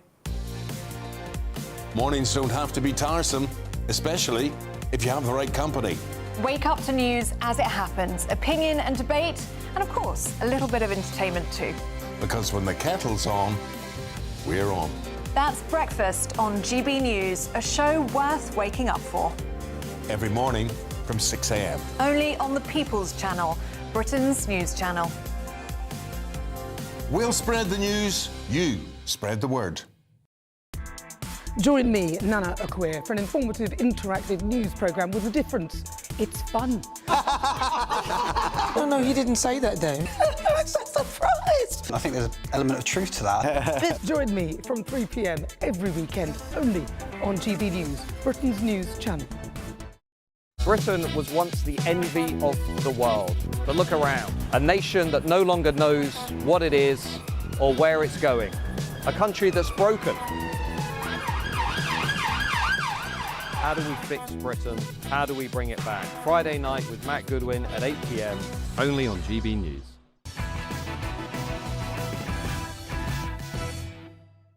Welcome back to the show, everybody. Look, we've got to go back to the front page of the Daily Express. There's lots of other stories here tonight, but the most of the front pages on the other papers are dominated by Prince Andrew and that heist. Of course, we spoke about the heist tonight. We spoke a lot about Prince Andrew in this show, but I want to go back because this is very, very important. The Mayor of London, of course, has denied there are grooming gangs in London, and so have the Metropolitan Police. I just want to read some of the stuff out we've gone over in case you're just joining us recently, because I think it's very important that you understand where the Daily Express are coming from, why they're doing this, and I think it is the only front newspaper today that's really any different and very relevant to British people. Of course, just to go back inside the article, it says the Mayor and the Metropolitan Police have consistently claimed to have no reports of Rochdale and Rotherham-style rape gangs in the capital, with cards suggesting there was no indication they exist. However, as an inspectorate report has suggested, between 2026 and 2025, which the Mayor of London personally responded to, the Express found details of 6 potential victims. Now, the inquiry evidence here that I'm going to read out to you, and I've been telling you I'll read it out all evening, so I'm going to do it, is from that case. So a 13-year-old girl had injuries indicative of a serious sexual assault after being found with a group of older men. Men also tried to take her to a hotel, and she subsequently disclosed a number of rapes and sexual assaults. These are alleged stories in this report about girls in London. Another victim, a 15-year-old girl, attended parties with drugs, alcohol and older males after police took no action against males who sexually exploited her friends. A third victim, 17-year-old girl's life was at risk due to sexual exploitation and the risk of transmitting HIV. And another victim here, a 12-year-old girl, began going missing with a 15-year-old girl, leading to a police investigation into 2 males and a hotel. So that is some of the victim reports there. Now, there is also a victim statement that's been given directly to the Daily Express. I'm just trying to dig that one out to you now. But of course, this is damning stuff. So we've got responses here from Chris Philp, Lee Anderson. Of course, this is a very, very public matter. A lot of these victims are remaining anonymous.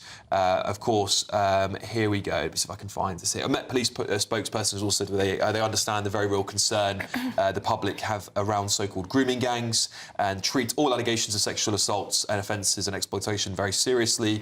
The data shows the group-based child sexual abuse and exploitation picture in London is more varied. This is what I'm saying, is more varied than in other parts of the country and does not neatly align with patterns of methodology, ethnicity or nationality seen elsewhere and reported on extensively. Now, that is not what Maggie Oliver, who's seen these reports, who's, of course, worked for the Greater Manchester Police and resigned over this matter, has claimed. Chloe, what do you make of all these victim reports here? What do you think the story is telling us? And, of course, the Met Police are saying it's different and therefore may not class as a grooming gang. But really, the British public won't see any difference, would they?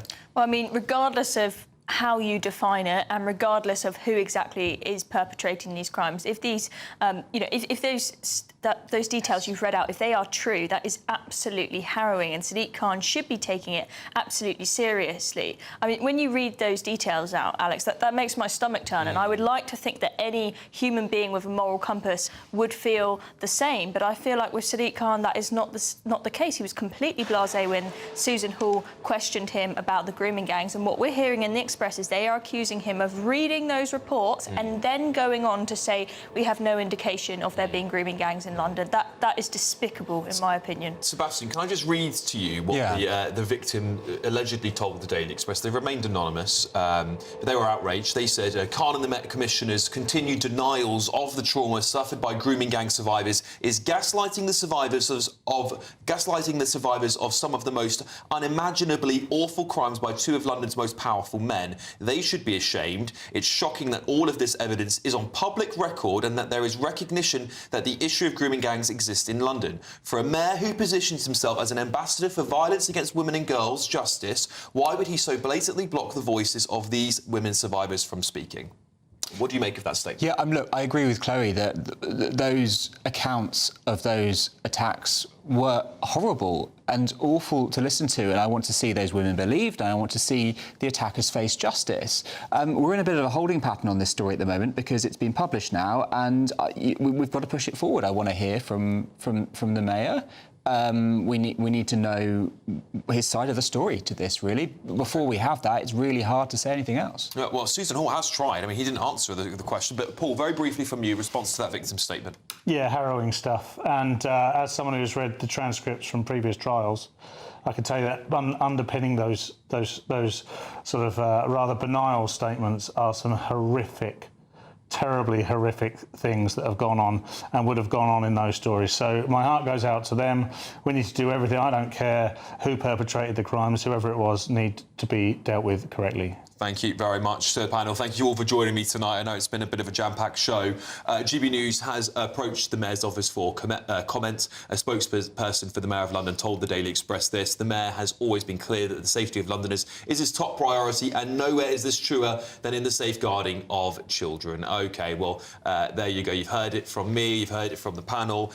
You've heard my opinion on this. That's all we've got time for on this show. Up next is The Late Show, live hosted by the one and only Ben Lear. I'll be joining him just for the top of that show, so come and talk to me in just a moment and stay with us here on GB News.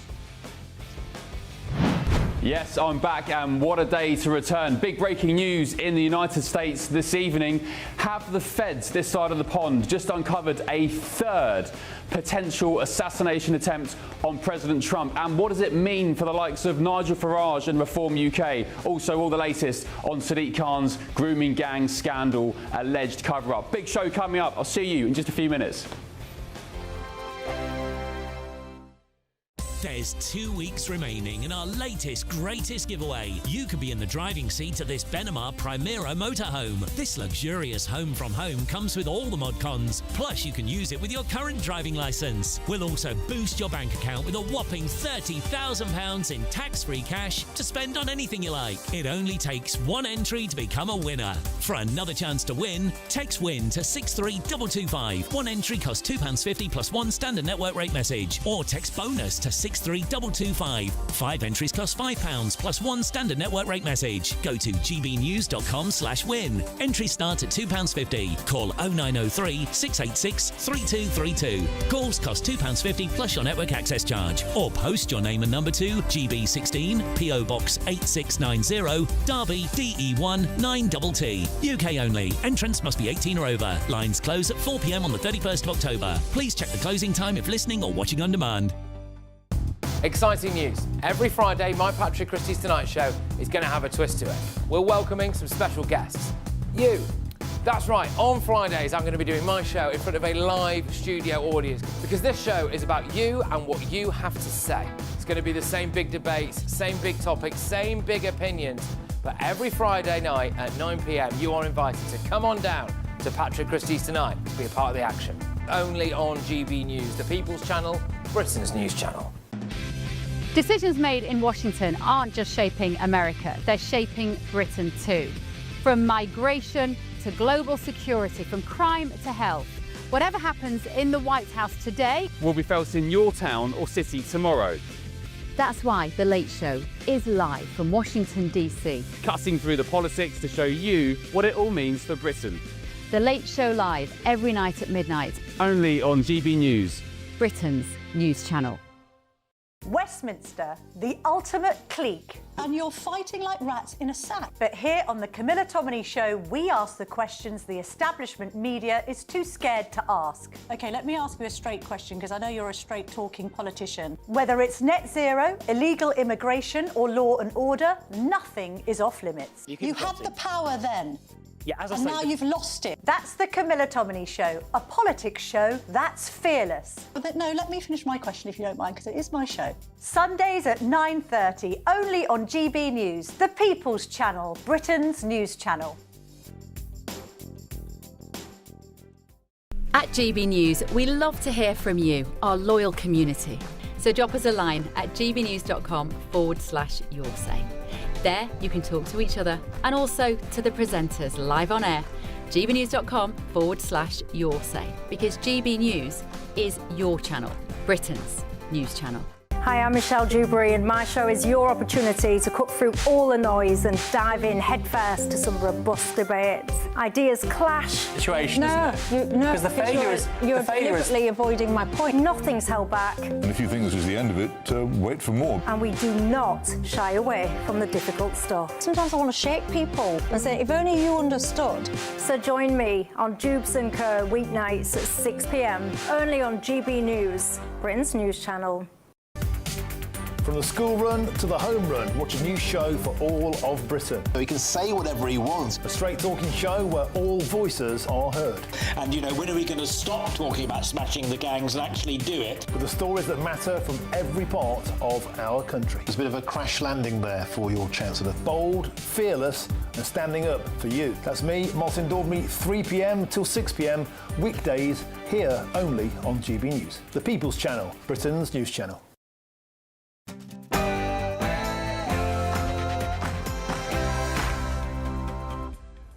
Yes, this is GB News. Up next, it's The Late Show Live with superstar Ben Leo live in Washington, D.C. Here he is. Ben, what have you got coming up on the show tonight?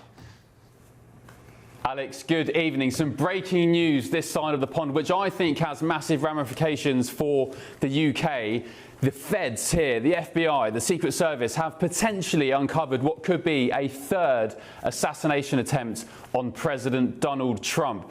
Just a little bit of detail. I'll reveal all in just a few minutes, but as a snippet, there was a hunter's nest, a sniper's nest, erected in a tree bang opposite the Air Force One landing spot at Palm Beach Airport, where President Trump normally comes out the plane, and this sort of sniper's nest, there's extraordinary pictures which we'll show you, is in the direct line of fire. The FBI tonight saying, look, we can't confirm exactly at this moment what this is or whether it's intended for President Trump, but conjecture, the rhetoric, the fears are that this is a potential third assassination attempt which has been foiled on President Trump. Of course, after the shooting in Butler, Pennsylvania more than a year ago, the guy who was hiding in bushes